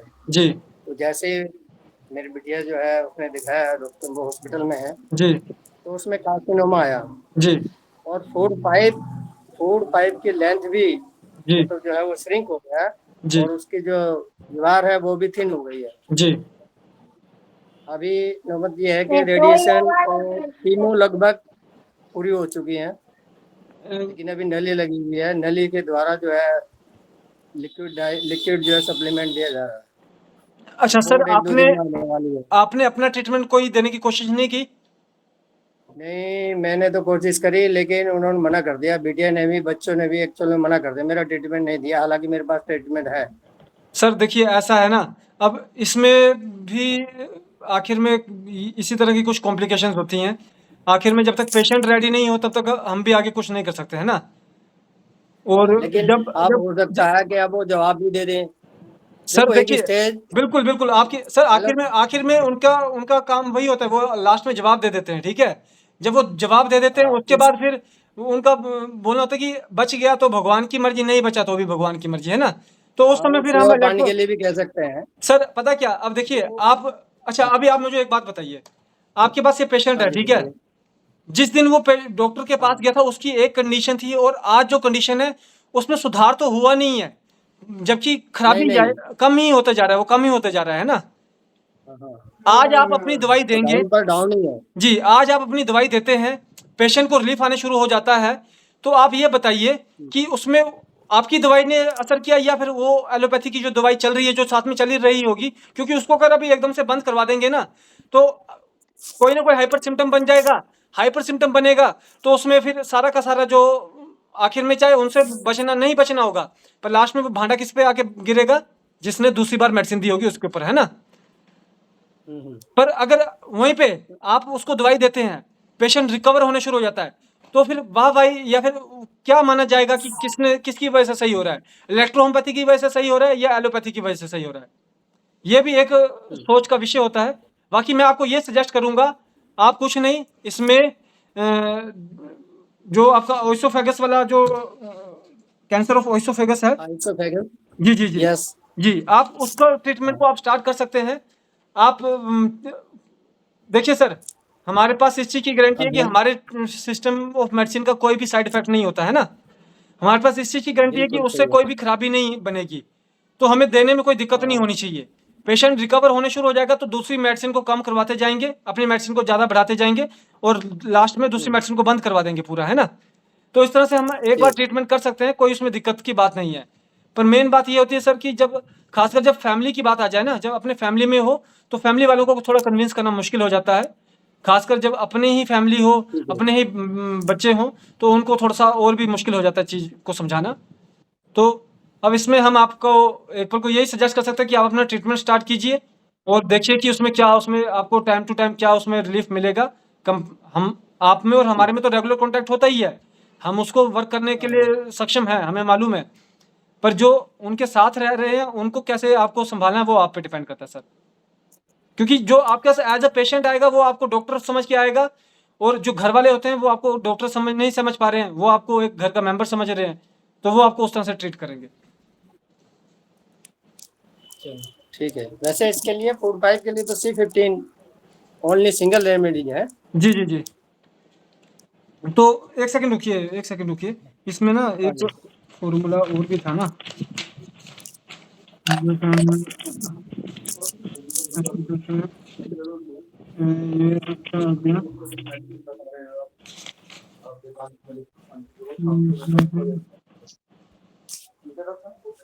ठीक है, ओके। सर देखिए ऐसा है, S5WE C15GE हमने जो इसमें सजेस्ट किया है, ठीक है हेलो, हाँ जी जी सर। एक मिनट। जो ट्रीटमेंट सजेस्ट किया गया है वो है S5WE C15GE, है ना। S5WE जी C15GE C15, जी, C15 और GE अच्छा जी, हाँ जी जी बनता है जी। जी। आप इसको अल्टरनेटिव में देना स्टार्ट ये करवा सकते हैं। जैसे मान लीजिए अभी दीजिए, आधे घंटे के बाद दूसरी दीजिए, 3 दिन के लिए आधे गंटे के गैप पे देते रहिए, ठीक है। कोशिश कीजिए दिन में 8 से 9 बार दी जाए। D4 में दिया जाएगा ना सर? सर देखिए D4 से भी अच्छा पहले D5 में दीजिए, क्योंकि D4 जो है वो एक्साइटमेंट ऑफ सिम्टम D5 करता है। D5 ना ही सिम्टम को ठीक है। एक्साइट करेगा ना ही उसको लो करेगा, पर जो उसकी जो कंडीशन है, जो नॉर्मल कंडीशन है उसकी तरफ उसको ले जाने में हेल्प करेगा वो, ठीक है। हो सकता है D4 में दें, आपको एक दिन में एक अच्छे रिकवर देखने को मिल जाए, पर जब D5 में देंगे तो 5 दिन में एक रिकवरी देखने को मिलेगी। पर जो 5 दिन की रिकवरी होगी वो आपकी एक सस्टेन्ड रिकवरी होगी, और जो एक दिन की रिकवरी होगी उसमें आपको कुछ इमरजेंसी देखने को भी मिल सकती है ना। तो इसलिए हमें इमरजेंसी की तरफ जाना नहीं, D5 में दीजिए, आपको डेफिनेटली कोई अच्छा रिस्पॉन्स देखने को मिलेगा। ठीक। बाकी ऐसा है सर कि अगर बात रही प्रूफ करने की कि हमारे में वो काबिलियत है या हमें वो रिजल्ट मिलते हैं, तो हम तो आपको थाउजेंड्स ऑफ रिजल्ट दिखा सकते हैं ना, हमारे डॉक्टर्स से बता सकते हैं कि उसने किस किस को सही किया है। यहाँ पे हमारे कुछ एक्सपर्ट डॉक्टर्स भी जुड़े होंगे, वो भी आपको अभी बता सकते हैं कि उन्होंने कैंसर के पेशेंट्स को ठीक किया है या नहीं किया है ना। हाँ, गले में जो प्रॉब्लम है उसके लिए तो C13 दिया जाएगा ना सर? सर देखिए ऐसा है कि इसमें आपका जो प्रॉब्लम बन रही है ना वो आपके गैस्ट्रोइंटेस्टाइनल ट्रैक्ट की प्रॉब्लम बन चुकी है अब, ठीक है। हाँ, GIP। क्योंकि श्रिंकिंग हो रही है, गलन सड़न भी हो रही है और एक पर्टिकुलर चीज को उसने कवर कर लिया है, तो उसमें थोड़ा सा आपको दिक्कत हो। इसलिए जो फर्स्ट फॉर्मूला है, आप अभी भी सोच रहे, जो फॉर्मूला प्रिपेयर करने की सोच रहे हैं, वो आप ऑर्गन को बेस करके सोच रहे हैं, ठीक है। हमें ऑर्गन से पहले ऑर्गन सिस्टम के ऊपर बेस जाना है ना। लेकिन इसमें C5 भी देना होगा ना, क्योंकि उसको कार्सिनोमा भी है। सर देखिए, आप मुझे बस इतना बताइए, C5 और C15 में कितने प्लांट्स का फर्क रहेगा? 3 प्लांट का, 2 प्लांट का? हाँ। पर अभी हमने पहले चलिए, कैंसर भी सिम्टम हुआ, आखिर में वो क्या चीज हाँ। है? डिसबैलेंस, किसी की ऑर्गन के उस सिस्टम की खराबी में जा रही है वो चीज, है ना। जब हम ऑर्गन सिस्टम को सही कर लेंगे तो खुद ब खुद दूसरी चीज भी नॉर्मल तरफ को आने शुरू हो जाएगी। जो आप जो बात कर रहे हैं, वो जो चेंजेस हैं, वो हम एक स्टेज के बाद उसमें हम वो चेंज को लाने की कोशिश करते हैं। ठीक जी। ठीक है। कोई डॉक्टर और कोई क्वेश्चन अपना बताना चाह रहे हो? मैंने देखा था अभी इस दौरान में कुछ डॉक्टर्स ने हैंड रेज भी किए थे।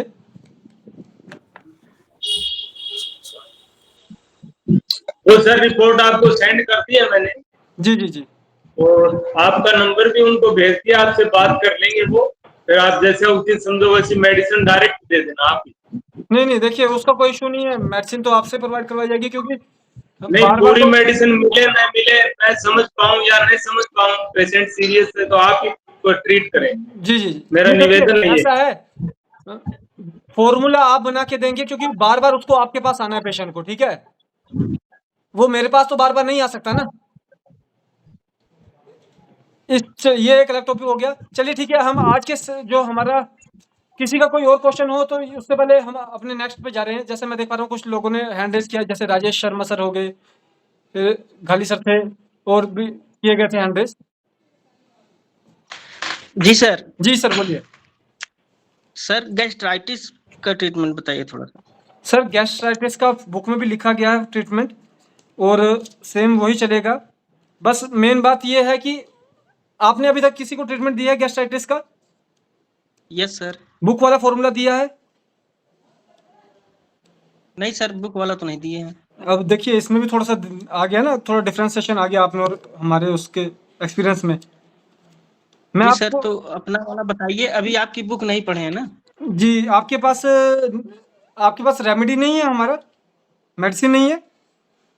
नो सर, हम यूपी से हैं, इलाहाबाद से, जी राम जी। ब्लॉक से। तो आपके पास अभी हमारी मेडिसिन भी नहीं है ना? No no sir. चलिए देखिए, मैं और मेडिसिन आपको क्या असर देगी क्या नहीं देगी उसके बारे में तो नहीं मैं आपको बता पाऊंगा, पर जो फॉर्मूला जी। है मैं आपको फिर भी, चलिए अभी क्या है, फॉर्मूला मैं आपको एक बार अनाउंस भी कर दूंगा। बाकी जो ये हमारी बुक है ना, जिसमें ये फॉर्मूलाज हैं, ये हमारे जी ग्रुप्स सर। में भी डाली गई है। ग्रुप में भी इसका पीडीएफ यस। डाला गया है। ऐसा नहीं कि ये सिर्फ हमने अपने पास रखी है, कोई पैसे दे के देता है तभी। पैसे तो सिर्फ इसके लिए रखे गए हैं, 200 पन्ने की किताब है, आप इसको प्रिंट भी करवाएंगे तो भी 400 रुपये लग जाएगा, 300 रुपये की हम बेच देते हैं ना। Okay sir. जी जी। बाकी मैं आपको दे दूंगा, पर एक बार आपकी उसके लिए मैं आपको एक बार अनाउंस भी कर देता हूँ कि गैस्ट्राइटिस का हम क्या फॉर्मूला देते हैं। इसमें जो हमारा जी मेन सर। है वो है S10 अल्टरनेटिव C10। S10 और C10 देंगे सिर्फ हम ना, एक S10 बना के देंगे, एक C10 बना के देंगे पहली सर। बार D5 में, और उसको देंगे अल्टरनेटिव का मतलब ये होता है कि पहले घंटे में S10 दिया 5 बूंदे जी पे, अगले घंटे में C10 की 5 बूंदे, फिर उसके अगले घंटे में S10 की। इस तरह से सुबह से लेकर शाम तक 2 हफ्ते तक हम इस पेशेंट को इस तरह से दवाई को देंगे। उससे जो उसके जो हाइपर सिम्टम्स हैं और जो भी उसकी हाइपर कंडीशन है वो कंट्रोल में आ जाती है। उसके बाद नेक्स्ट फेज ऑफ ट्रीटमेंट में हम ट्रीटमेंट को थोड़ा बदल देते हैं, और इसमें आप WE का मसाज करवाते हैं होल एब्डोमेन पे। अच्छा, होल एब्डोमेन। जी जी जी।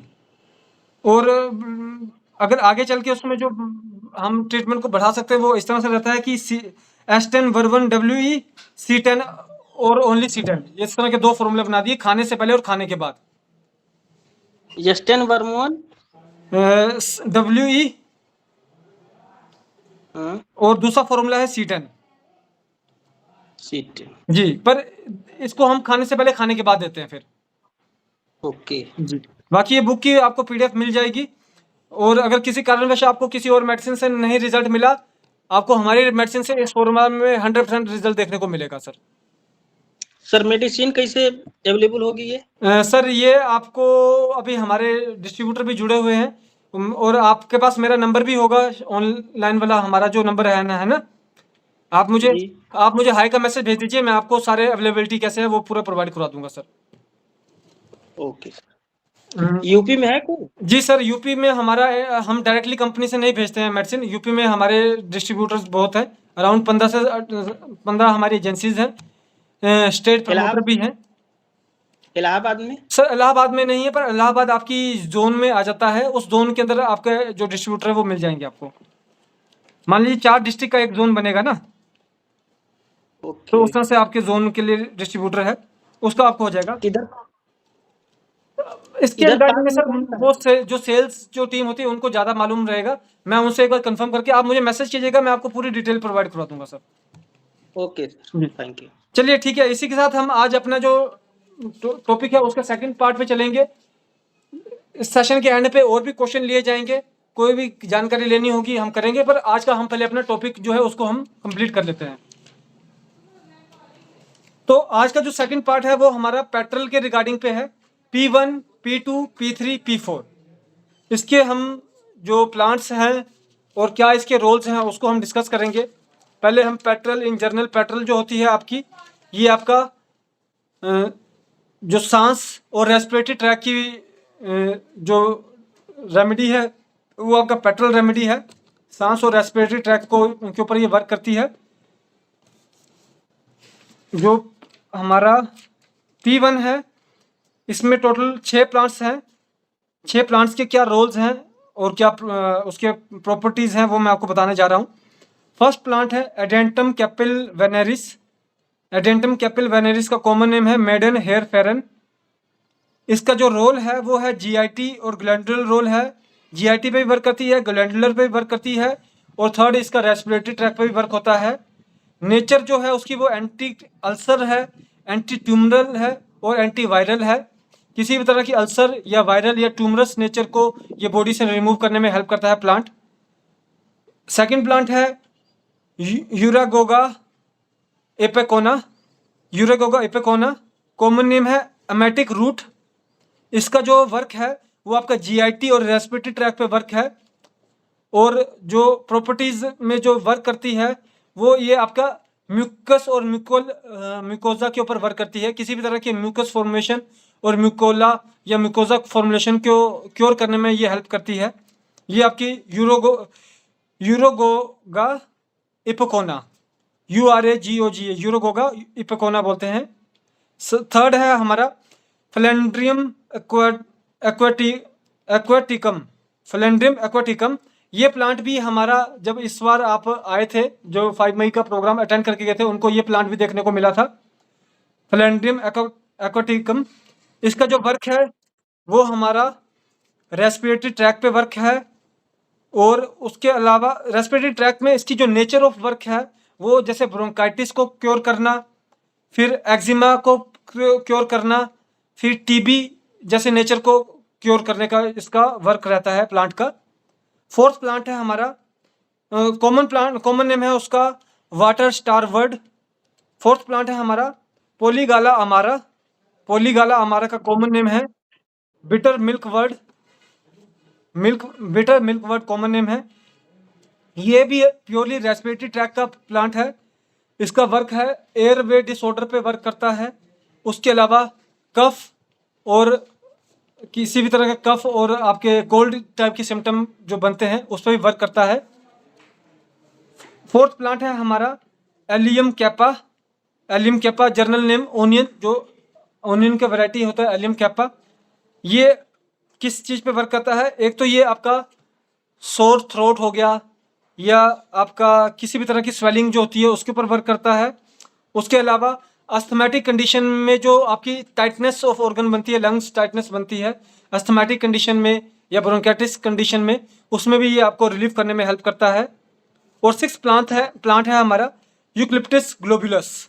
कॉमन नेम है यूक्लिप्टिस। ये भी हमारा सोर थ्रोट, कफ और कोल्ड के ऊपर वर्क करता है। P3 हमारा 6 प्लांट से बना है। It is composed of 6 herb which is influenced of pectoral region of human body. It acts specially on respiratory tract from थिया अवेलिको from trachea to alveolo. Very useful in dry and regenerative cough, mostly in childhood. इसका जो nature है वो dry cough और regenerative कफ को ये cure करने में आपकी हेल्प करता है, P1 जो है। और जो P1 है ये हमारा यूनिवर्सल प्लांट है। किसी भी तरह के आपके पास कोई भी पेशेंट आता है, उसमें आप किडनी का पेशेंट है बेशक, पर उसमें आपको कफ बन रहा है या खांसी बन रही है, तो उसमें भी आप उसको P1 यूज़ करवा सकते हैं, क्योंकि ये एक यूनिवर्सल प्लांट है आपका रेस्पिरेटरी ट्रैक के लिए। ये best use with S1, F1, A1, BE, GE। S1, F1, A1, BE, GE के साथ इसका बेस्ट यूज है। अब नेक्स्ट प्लांट है हमारा पेट्रोल 2, P2। इसमें जो 6 प्लांट है वो कॉमन, जो अभी 6 प्लांट आपको बताया गया कॉमन है। आपने अभी पाया है इसमें 6 के 6 जो प्लांट है इनकी जो नेचर है वो मैक्सिमम और प्योरली रेस्पिरेटरी ट्रैक के बेस पे नेचर है। अब नेक्स्ट जो है P2 है, इसमें जो 6 कॉमन प्लांट तो है ही है, उसके अलावा 3 यूनिक प्लांट है, और उसके साथ जो C2 होता है, C2 कैंसरस 2 होता है, उसको भी हम इसमें यूज़ किया जाता है। मैटी जी ने भी इसको यूज़ किया है, क्योंकि जब पेट्रोल के जो इसमें जो आपको प्लांट जो मिल रहे हैं उसमें आपको देखने को यही मिल रहा है कि मैक्सिमम जो प्लांट है उसके जो नेचर्स हैं वो आपका रेस्पिरेटरी ट्रैक को इन्फ्लुएंस करने पे ही फोकस्ड है। तो इसमें पहले जो 6 कॉमन प्लांट हो गए, उसके बाद C2 डलता है इसमें, और उसके साथ जो 3 इसके आपके यूनिक प्लांट हैं, 3 यूनिक प्लांट में फर्स्ट प्लांट है टेक्यूरियम स्कोरोडोनिया। ये इसका यूनिक प्लांट है। कॉमन नेम है जर्मन डेर इसका कॉमन नेम है। इसका जो प्रॉपर्टीज़ है प्लांट की वो है डाइजेस्टिव ट्रैक को फॉलो करके, डाइजेस्टिव ट्रैक के डिसऑर्डर को वर्क करती है, यूरिनेटरी ट्रैक को भी वर्क करती है, और उसके बाद जो उसका मेन इन्फ्लुएंस होता है वो एयरवेज इन्फेक्शन जो होता है उसको वर्क करने में हेल्प करता है, कवर करने में ये वर्क करता है। एयरवे इन्फेक्शन जो कवर करने में आपको कोई भी बीमारी हो सकती है, पर उसमें आपका एकदम से अगर कोई चीज़ पकड़ी जाती है वो आपका गला पकड़ा जाता है और सांस की नली भी पकड़ी जाती है। आपको 70 to 80% बीमारी में गला और सांस की नली को प्रभावित देखने को मिल जाता है, खांसी जैसी चीज़ें देखने को। और उसके बाद अलग जो सेकंड हमारा वो यूनिक प्लांट है वो है ग्लैकोमा हाइड्रेकिया। इसका कॉमन नेम है ग्राउंड आईवी। इसका जो वर्क है वो GIT और ग्लैंडुलर लेवल पे वर्क करती है। GIT में गैस्ट्रिक ट्रैक को ज़्यादा फोकस करती है ये, ग्लैंडुलर बेस को भी वर्क करता है ये। उसके अलावा रेस्पिरेटरी डिसऑर्डर के ऊपर भी ये वर्क करता है। और जो थर्ड हमारा यूनिक प्लांट है हमारा गैलोपेसिस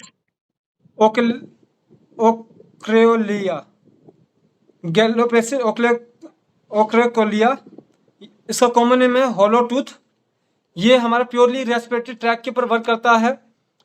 किसी भी तरह का इन्फेक्शन रेस्पिरेटरी ट्रैक में बन रहा हो उसको क्योर करने में ये वर्क करता है।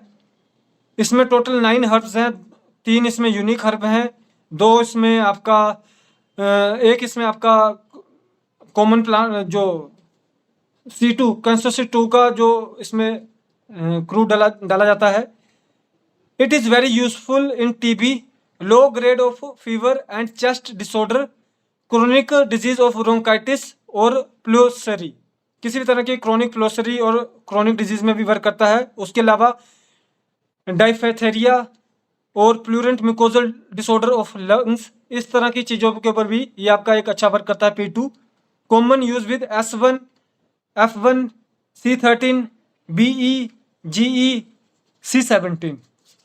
ये इसके कॉमन यूज है प्लांट के रेमेडी के। थर्ड है हमारा पेट्रोल 3। इसमें भी 6 हमारे कॉमन प्लांट्स हैं। सातवां हमारा एक जो एंजाइटिको 3 A3 की रेमेडीज A3 डलता है। और उसके अलावा 2 यूनिक प्लांट हैं। फर्स्ट है ड्रोसेरा रोटोंडोफोलिया। इस बार जब आप लोग 5 मई का विजिट करके गए थे उसमें भी ये प्लांट आपको दिखाया गया था, ड्रोसेरा रोटोंडोफोलिया। इसका कॉमन नेम है सन ड्यू। ये आपका asthma, cough of lungs infection, उसके अलावा ulcer in lungs, trachea lung ulcer और स्टमक अल्सर जैसी चीज़ों के ऊपर भी ये वर्क करता है प्लांट, ये इसका एक प्रॉपर्टी है। सेकंड यूनिक प्लांट है आपका ह्यूस्कमस नाइगर। ह्यूस्कमस नाइगर ये भी आपको इस बार नहीं, पर ये आपको जो हमारा नवंबर मंथ का जो प्रोग्राम होता है उसके अंदर आपको ये हमेशा देखने को मिल जाता है। कॉमन नेम है ह्यू बेन, HEW BANE बेन। इसका जो वर्क है ये आपका रेस्पिरेटरी ट्रैक्ट में वर्क करता है और नर्वस ट्रैक्ट को वर्क करता है, और इसकी जो नेचर ऑफ वर्क है वो आपका पेन को रिलीफ करना और एंटीसेप्टिक नेचर है इसके प्लांट का वर्क। तो P3 जो है वो आपका किसी भी तरह का एंटीसेप्टिक आपको जब यूज़ करना होता है खासकर रेस्पिरेटरी ट्रैक्ट में, तो उसमें ये आपको वर्क करने में हेल्प करता है। इसका जो मेन काम है वो आपका ट्रैकिया और प्लूरल सैक के ऊपर ये ज़्यादा वर्क करता है। जो P3 है ये आपका सजेस्टिव जो हमारा वर्क है ये sac of pleura, suppurative cough, cold and coryza, इस तरह की चीज़ों में वर्क करता है। उसके अलावा ये आपके किसी भी तरह के कॉमन सीजनल कोल्ड एंड कफ में, फीवर में भी आप इसका P3 का यूज़ कर सकते हैं। हमारा जो एक कॉमन जो फॉर्मूला है किसी भी तरह की जो आपका सीजनल डिजीज़ होती है या इन्फेक्शन बनता है उसमें फॉर्मूला है P3C13BE। P3C13BE को जब हम यूज़ करते हैं तो हमें एक डेफिनेटली एक अच्छा रिजल्ट एकदम से देखने को स्टार्ट हो जाता है। Best use with C13, C17, F1, S1, BE, GE। एक बार फिर से रिपीट करूंगा, best use with C13, C17, F1, S1, BE और GE। ये था हमारा P3। अब आता है P4। P4 जो है उसमें हमारे टोटल हमारे 7 प्लांट है और 8वां हमारा F1 का क्रूड भी है, और जो 6 कॉमन प्लांट हैं और 7वां जो उसमें यूनिक प्लांट है वो आपका A1 का भी प्लांट है, C6 का भी प्लांट है, APP और WE का भी प्लांट है। जो प्लांट है उसका नाम है एर्निका मोन्टाना। ये आपका ब्लड सर्कुलेशन और एंटी इन्फ्लेमेशन में वर्क करता है। किसी भी तरह की जब आपको रेस्पिरेटरी ट्रैक की बीमारी बनती है या कंडीशन बनती है उसमें आपका ब्लड सर्कुलेशन पर भी प्रभाव जाता है और आपका जो इन्फ्लेमेशन भी क्रिएशन होने शुरू हो जाती है। बेस्ट यूज है ये आपका प्रिंसिपल ब्रोंकस में, ब्रोंकाइटिस में, फिर प्लूसेरी में, वुपिंग कफ में, अस्थमा में, ड्राई कफ में, इस तरह की कंडीशन में आप इसको यूज कर सकते हैं P4 को। C17, F1, S10, WEN1, RE और YE के साथ इसका बेस्ट यूज है। फिर से एक बार रिपीट करूंगा, C17, F1, S10, WEN1, RE और YE के साथ इसका बेस्ट यूज है। तो ये था हमारा पेट्रोल P सीरीज के जो रेमेडीज थे उसके यूजेस का रिगार्डिंग पे, उसके यूनिक प्लांट्स और प्लांट्स की जो इन्फॉर्मेशन थी। आप इन प्लांट्स को जो ये जो रेमेडीज होती हैं इसको आप सिंगल रेमेडीज भी यूज कर सकते हैं, पर इसमें आपको इसको जो फॉर्मूला होता है उसके साथ इसको यूज करना होता है। जी, किसी का कोई क्वेश्चन इसके रिगार्डिंग पे?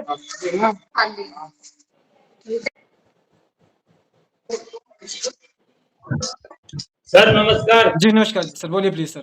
सर आपसे निवेदन है कि आप इसमें हमारी फीस रखें, एक एक प्लांट को एक एक दिन में पढ़ाएं ताकि हम समझ जाए। इतनी फास्ट गति से हमारे बस की बात नहीं है। देखिए अभी उस चीज को भी किया जाएगा। वो हमारी एक बुक थी, बुक का नाम था हमारा temperamental indication in disease of electropathy, इस तरह से उसका नाम था ना। उसके 2 वॉल्यूम थे, हम उसको भी करेंगे, इन सारी चीजों पे करेंगे। अभी जो देखिए ये एक कॉमन इंफॉर्मेटिव सेशन है हमारे, है ना। इसको कोई बार बार सुनेगा उसको थोड़ा बहुत समझ आ जाएगा, ठीक है। हो सकता है आपको बार बार सुनना पड़े, हम उस चीज पे भी जाएंगे, पर मेन हमारा काम है पहले बेसिक इन्फॉर्मेशन को कवर करना और बेसिक के साथ थोड़ा जो एक्सपर्ट लेवल की इन्फॉर्मेशन है उसको भी साथ में डिस्कस करना। तो इसी में मैं आपको आज जो अभी हमारा, इससे पहले हम क्वेश्चंस की तरफ जाए, जो अभी हमने लास्ट जो हमारा CFT जो है ना इसको हमने कवर किया, और जो हम इस पे डिस्कस कर रहे हैं उसके रिगार्डिंग मैं आपसे कुछ और इन्फॉर्मेशन शेयर करना चाहता हूँ। देखिए ऐसा है कि पेशेंट को हम डायग्नोज करते हैं उसके सिम्टम के बेस पे भी।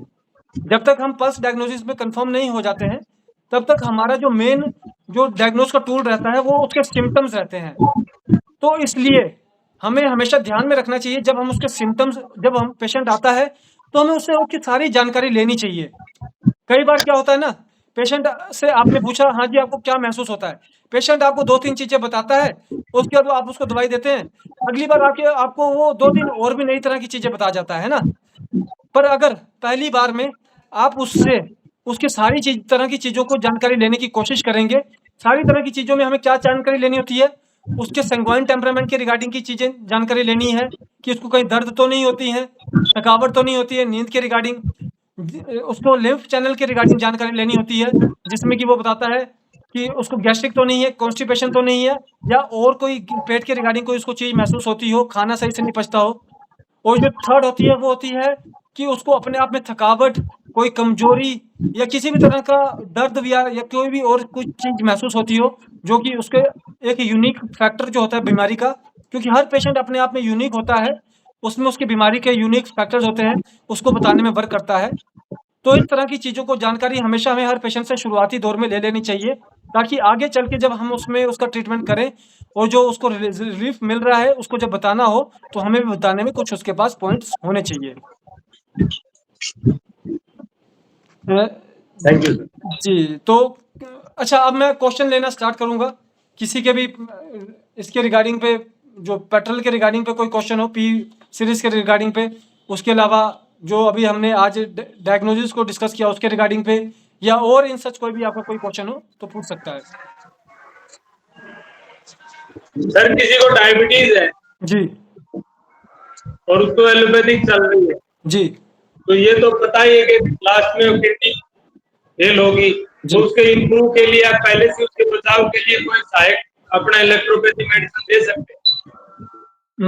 सर देखिए, अब ऐसा है कि डायबिटिक मेडिसिन, अब आप उसमें पहले उसका डायबिटीज़ का क्योर करेंगे, वैसे जो फॉर्मूला चलाएँगे डायबिटीज़ का चलाएँगे ना, फिर हमें जी कोई और देने की ज़रूरत नहीं पड़ेगी। सिर्फ़ 3 महीने के बाद, 1.5 से 3 महीने के बाद हम उसमें अल्कोलिन सिरप को ऐड कर लेंगे। एल्कोहलिक। जी, जी, जी, जी। या फिर फॉर्मूला बनाएँगे तो हम और किडनी के बेस का फॉर्मूला बनाएँगे, है ना? जैसे C17H6 WBERE हो गया, कोई भी यूज़ कर सकते हैं। सुरेश सर, आप भी कुछ वो तो पूछना चाह उसके रहे हैं? टेम्परामेंट के हिसाब से मेडिसिन तैयार होगी। हाँ जी सर, मुझे एक क्वेश्चन है मेरा। जी, जी, बोलिए सर। ਸਰ ਮਤਲਬ ਆਪਾਂ P4 ਦਿੱਤਾ, ਜੇ F1 ਦਾ ਉਹਦੇ ਪਲਾਂਟ F1 ਦੇ ਉਹਦੇ ਵਿੱਚ ਪਲਾਂਟ ਹੈਗੇ ਆ, जी, जी। ਆਪਾਂ ਨੂੰ ਐਕਸਟਰਾ ਉਹਨੂੰ F1 ਦੇ ਸਕਦੇ ਆ ਕਿ ਨਹੀਂ ਦੇ ਸਕਦੇ ਪੇਸ਼ੈਂਟ ਨੂੰ? सर देखो, ऐसा है, आप कहीं जो आपको जैसे रेस्पिरेटरी ट्रैक वाले फॉर्मूला दिखेंगे ना, उसमें आपको दिखेगा कि F1 का यूज़ कर रहे हैं हम, जो आपको रेस्पिरेटरी ट्रैक वाले ना, तो F1 हम यूज़ करवाना ही होता है। और उसी तरह से जो आपके अदर में जैसे C3 है, A2 है, हम उसको एक्स्ट्रा दे सकते हैं, कोई इसमें दिक्कत नहीं है।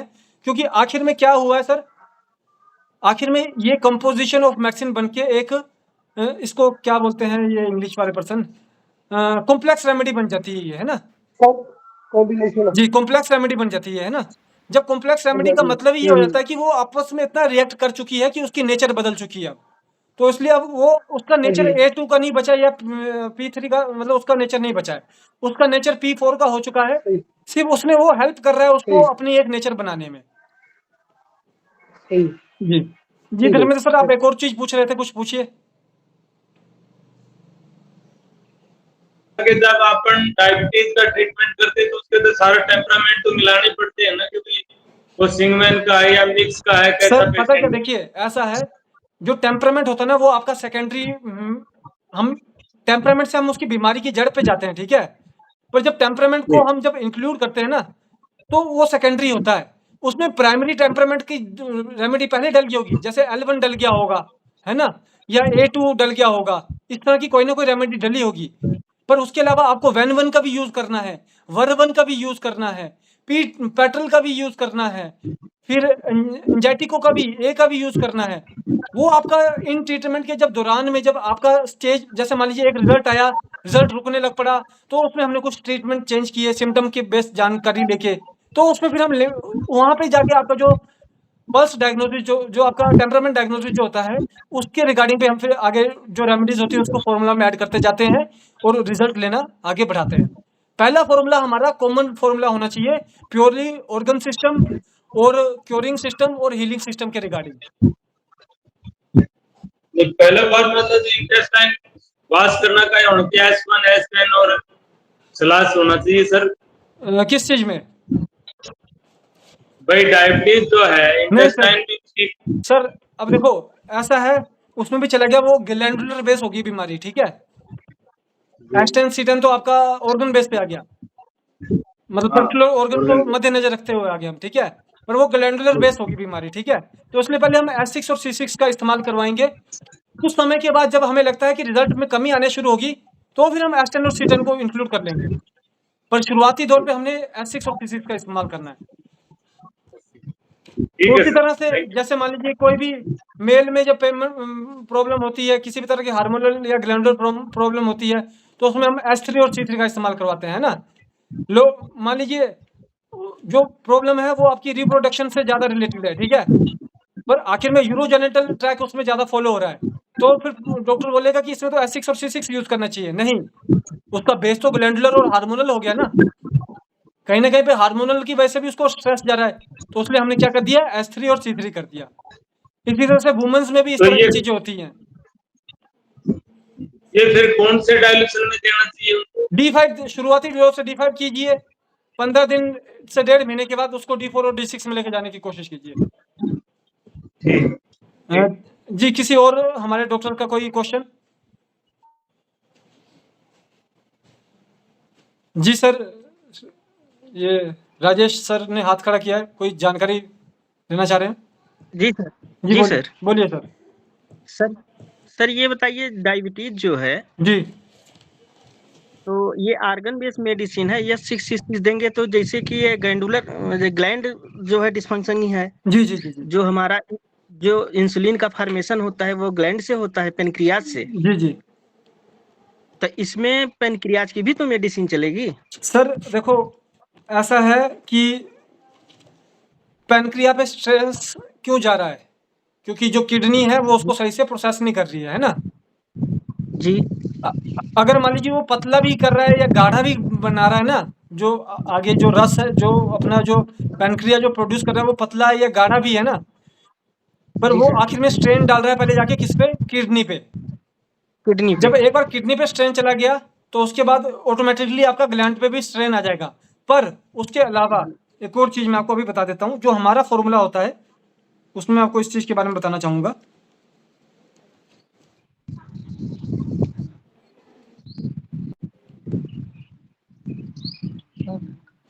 ग्लैंडुलर कहाँ गया? 118।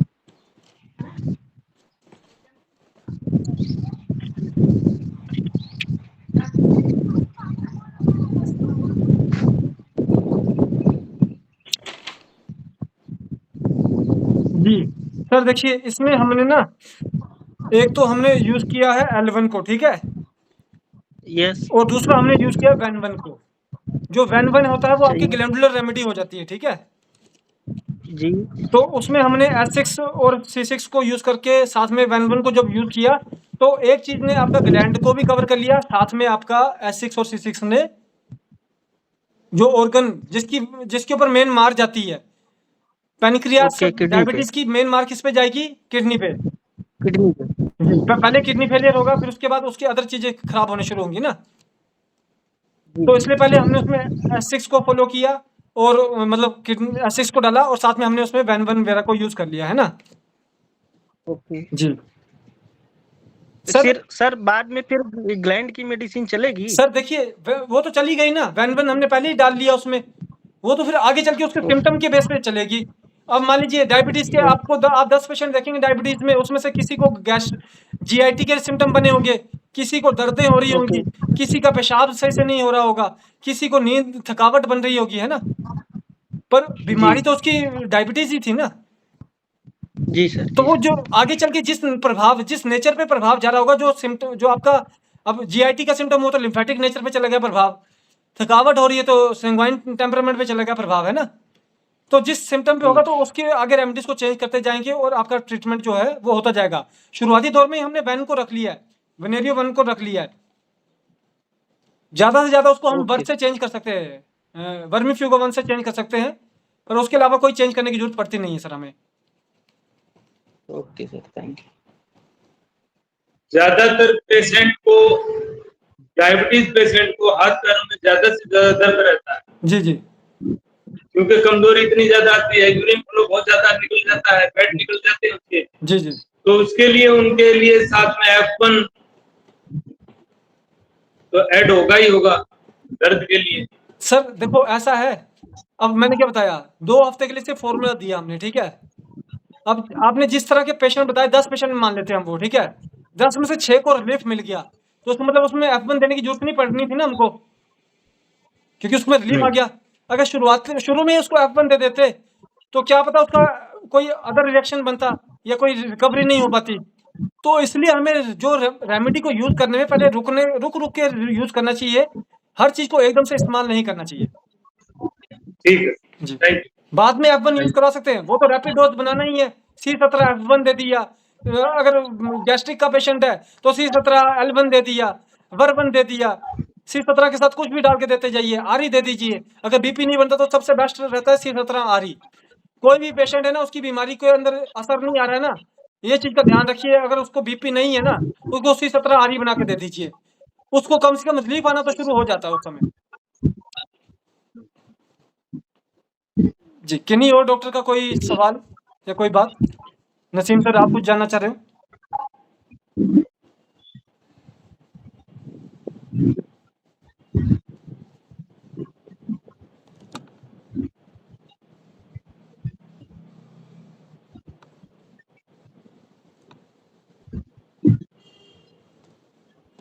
अच्छा, हमारे कुछ यहाँ पे ना रेगुलर यूजर्स भी हैं और अच्छा वर्क करने वाले डॉक्टर्स भी हैं। अगर कोई अपना किसी क्रिटिकल तरह के केस का कोई अपना एक्सपीरियंस बताना चाहे तो बता भी सकता है अभी, हमारे लिए वो एक अच्छी पॉइंट हो जाएगा कि काफी क्रिटिकल पेशेंट को आपने उसको देखा हो।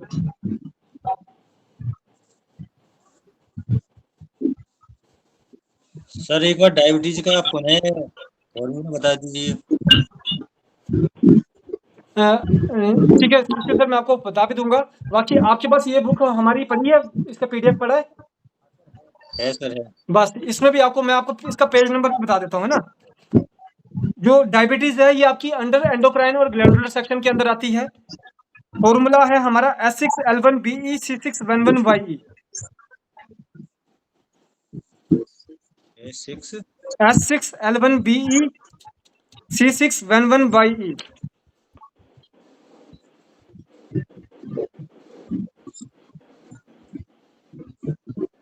वही टाइप पे इकट्ठी करके एक बात देनी है।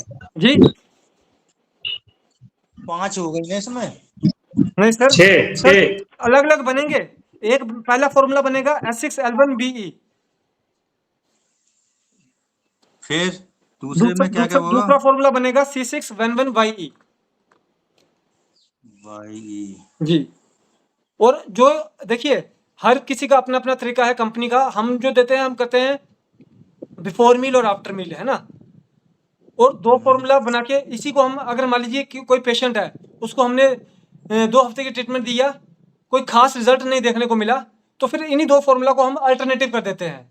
अल्टरनेटिव का मतलब होता है कि पहले देंगे 1 नंबर फॉर्मूला, जैसे जो बिफोर मिल फॉर्मूला वो 1 नंबर हो गया, आफ्टर मिल हो गया 2 नंबर। पहले घंटे पे दिया बिफोर मिल, दूसरे घंटे पे आफ्टर मिल, तीसरे घंटे पे बिफोर मिल, चौथे घंटे पे आफ्टर मिल। इस तरह से सुबह से लेकर शाम तक कम से कम तो 3 से लेकर 6 दिन तक हम उस फॉर्मूला को चलाएंगे। फिर दोबारा नॉर्मल जो TDS चल रहा था खाने से पहले खाने के बाद वैसे कर देंगे, तो उससे हमारे को मैक्सिमम पेशेंट में रिजल्ट देखने को मिल जाता है सर। बाकी सर ये भी एक हमारी जनरल ऑब्जर्वेशन है कि कोई भी पेशेंट अगर हमारा 3 महीने की दवाई खा लेता है ना, तो उसको एक अच्छा रिजल्ट, मतलब उसको अपने आप में सुधार मिल ही जाता है। 10 में से 1-2 पेशेंट होंगे जो शायद से आपको छोड़ के चल जाएं, पर 8 जो है वो पेशेंट आपको छोड़ के नहीं जाने वाले हैं। बाकी जैसे मैंने पूछा था कि कुछ लोग, कुछ डॉक्टर अपना एक्सपीरियंस शेयर कर सकते हैं, मैं जान रहा हूँ कि थोड़ा सा कई बार लोग संशय भी करते हैं, थोड़ा सा हिचकते भी हैं, कोई इशू नहीं है। मैं उम्मीद करूंगा कि अगली बार हमारे जो एक्सपर्ट डॉक्टर्स जुड़े तो वो कोई ना कोई अपने केस को, ज़्यादा कुछ नहीं, बस उसको नोट डाउन कर लीजिए, ताकि जब आपको बताना हो तो आपको सामने उसको लिखा हो और आप उसको पढ़ के बता भी सके, है ना। तो इस तरह से हमारा एक एक्सपीरियंस शेयरिंग भी हो जाएगा। बाकी मैं आप सबको बताने में मुझे बहुत गर्व महसूस हो रहा है कि पिछले 2 साल में मोर देन, मैंने ये हमारे बेंच मार्क है, मोर देन 1500 से ज़्यादा पेशेंट्स को डिस्कस किया है अभी तक हमने, जिसमें से अराउंड 800 to 900 पेशेंट को हमने कवर भी किया, क्योर भी किया है। और उसमें भी हमने मैक्सिमम पेशेंट को जो रिजल्ट लिया है उसमें हमने बेसिक किट से रिजल्ट लेना स्टार्ट किया है। हाँ, बाद में पेटेंट को इंक्लूड किया है, उन सारे डॉक्टर्स ने उसमें पेटेंट्स को भी इंक्लूड किया है। तो इस तरह से आप हमारे साथ मिलके, हमारी सहायता लेके, हम उसमें कोई आपको सहायता नहीं कर रहे, ना ही कोई परोपकार कर रहे हैं। हम सिर्फ अपना एक्सपीरियंस जो है, हमारी चीज़ को इस्तेमाल करने का तरीका जो है वो हम आप तक पहुंचाने की कोशिश करते हैं। जब आप इस चीज़ को करेंगे तो डेफिनेटली आप एक एक्सपर्ट लेवल तक पहुंच जाते हैं जाके, और बहुत अच्छा आपको हमारे प्रोडक्ट से रिजल्ट मिलना शुरू हो जाता है।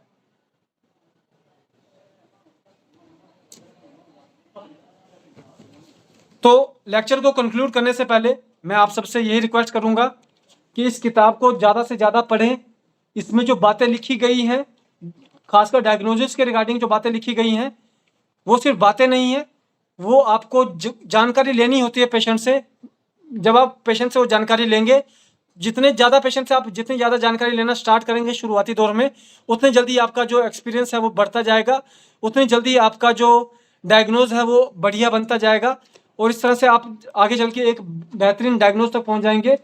और जो ये लास्ट जो अभी हमने डिस्कस किया है, आज जो किडनी फंक्शन टेस्ट के रिगार्डिंग पे डिस्कस किया है, ये एक बहुत बड़ा मील का पत्थर आपके प्रैक्टिस में साबित होने वाला है। जो न्यू कमर डॉक्टर होता है वो बहुत जल्दी उस चीज़ से जानकारी लेके आगे अपनी प्रैक्टिस को एक बड़ी बढ़ोतरी में ला सकता है। और उम्मीद करता हूँ कि आपके कोई भी क्वेश्चन रहेंगे तो आप उसको हमसे टाइम टू टाइम पूछते रहेंगे। तो इसी के साथ हम आज के सेशन को समाप्त करते हैं। आपका हमारे साथ जुड़ने के लिए बहुत बहुत धन्यवाद। और आपके कोई भी क्वेश्चन हो हमसे प्लीज़ वो पूछते रहें। और जैसा कि आपको मालूम है कि हमारे जो डॉक्टर कंसल्टेंसी प्रोग्राम है, जिसमें कि आपको पेशेंट को हमसे कंसल्ट करने का एक अपॉर्चुनिटी मिलता है, उसका भी भरपूर फ़ायदा उठाएं सर। कोई उसमें पैसा नहीं लगता, कोई उसमें हम आपको किसी तरह का कोई चीज़ नहीं डाल रहे हैं या नहीं कर रहे हैं। उससे आप ही का ही एक ग्रोथ होती है, उसको जितना जल्दी हो सके उसको अपने प्रैक्टिस में इस्तेमाल करने की कोशिश करें। बहुत बहुत धन्यवाद। Thank you sir, thank you very much. नमस्कार सर। नमस्कार थैंक यू सर जी, नमस्ते जी। नमस्कार जी सर। नमस्ते सर। जी नमस्कार जी सर। नमस्कार।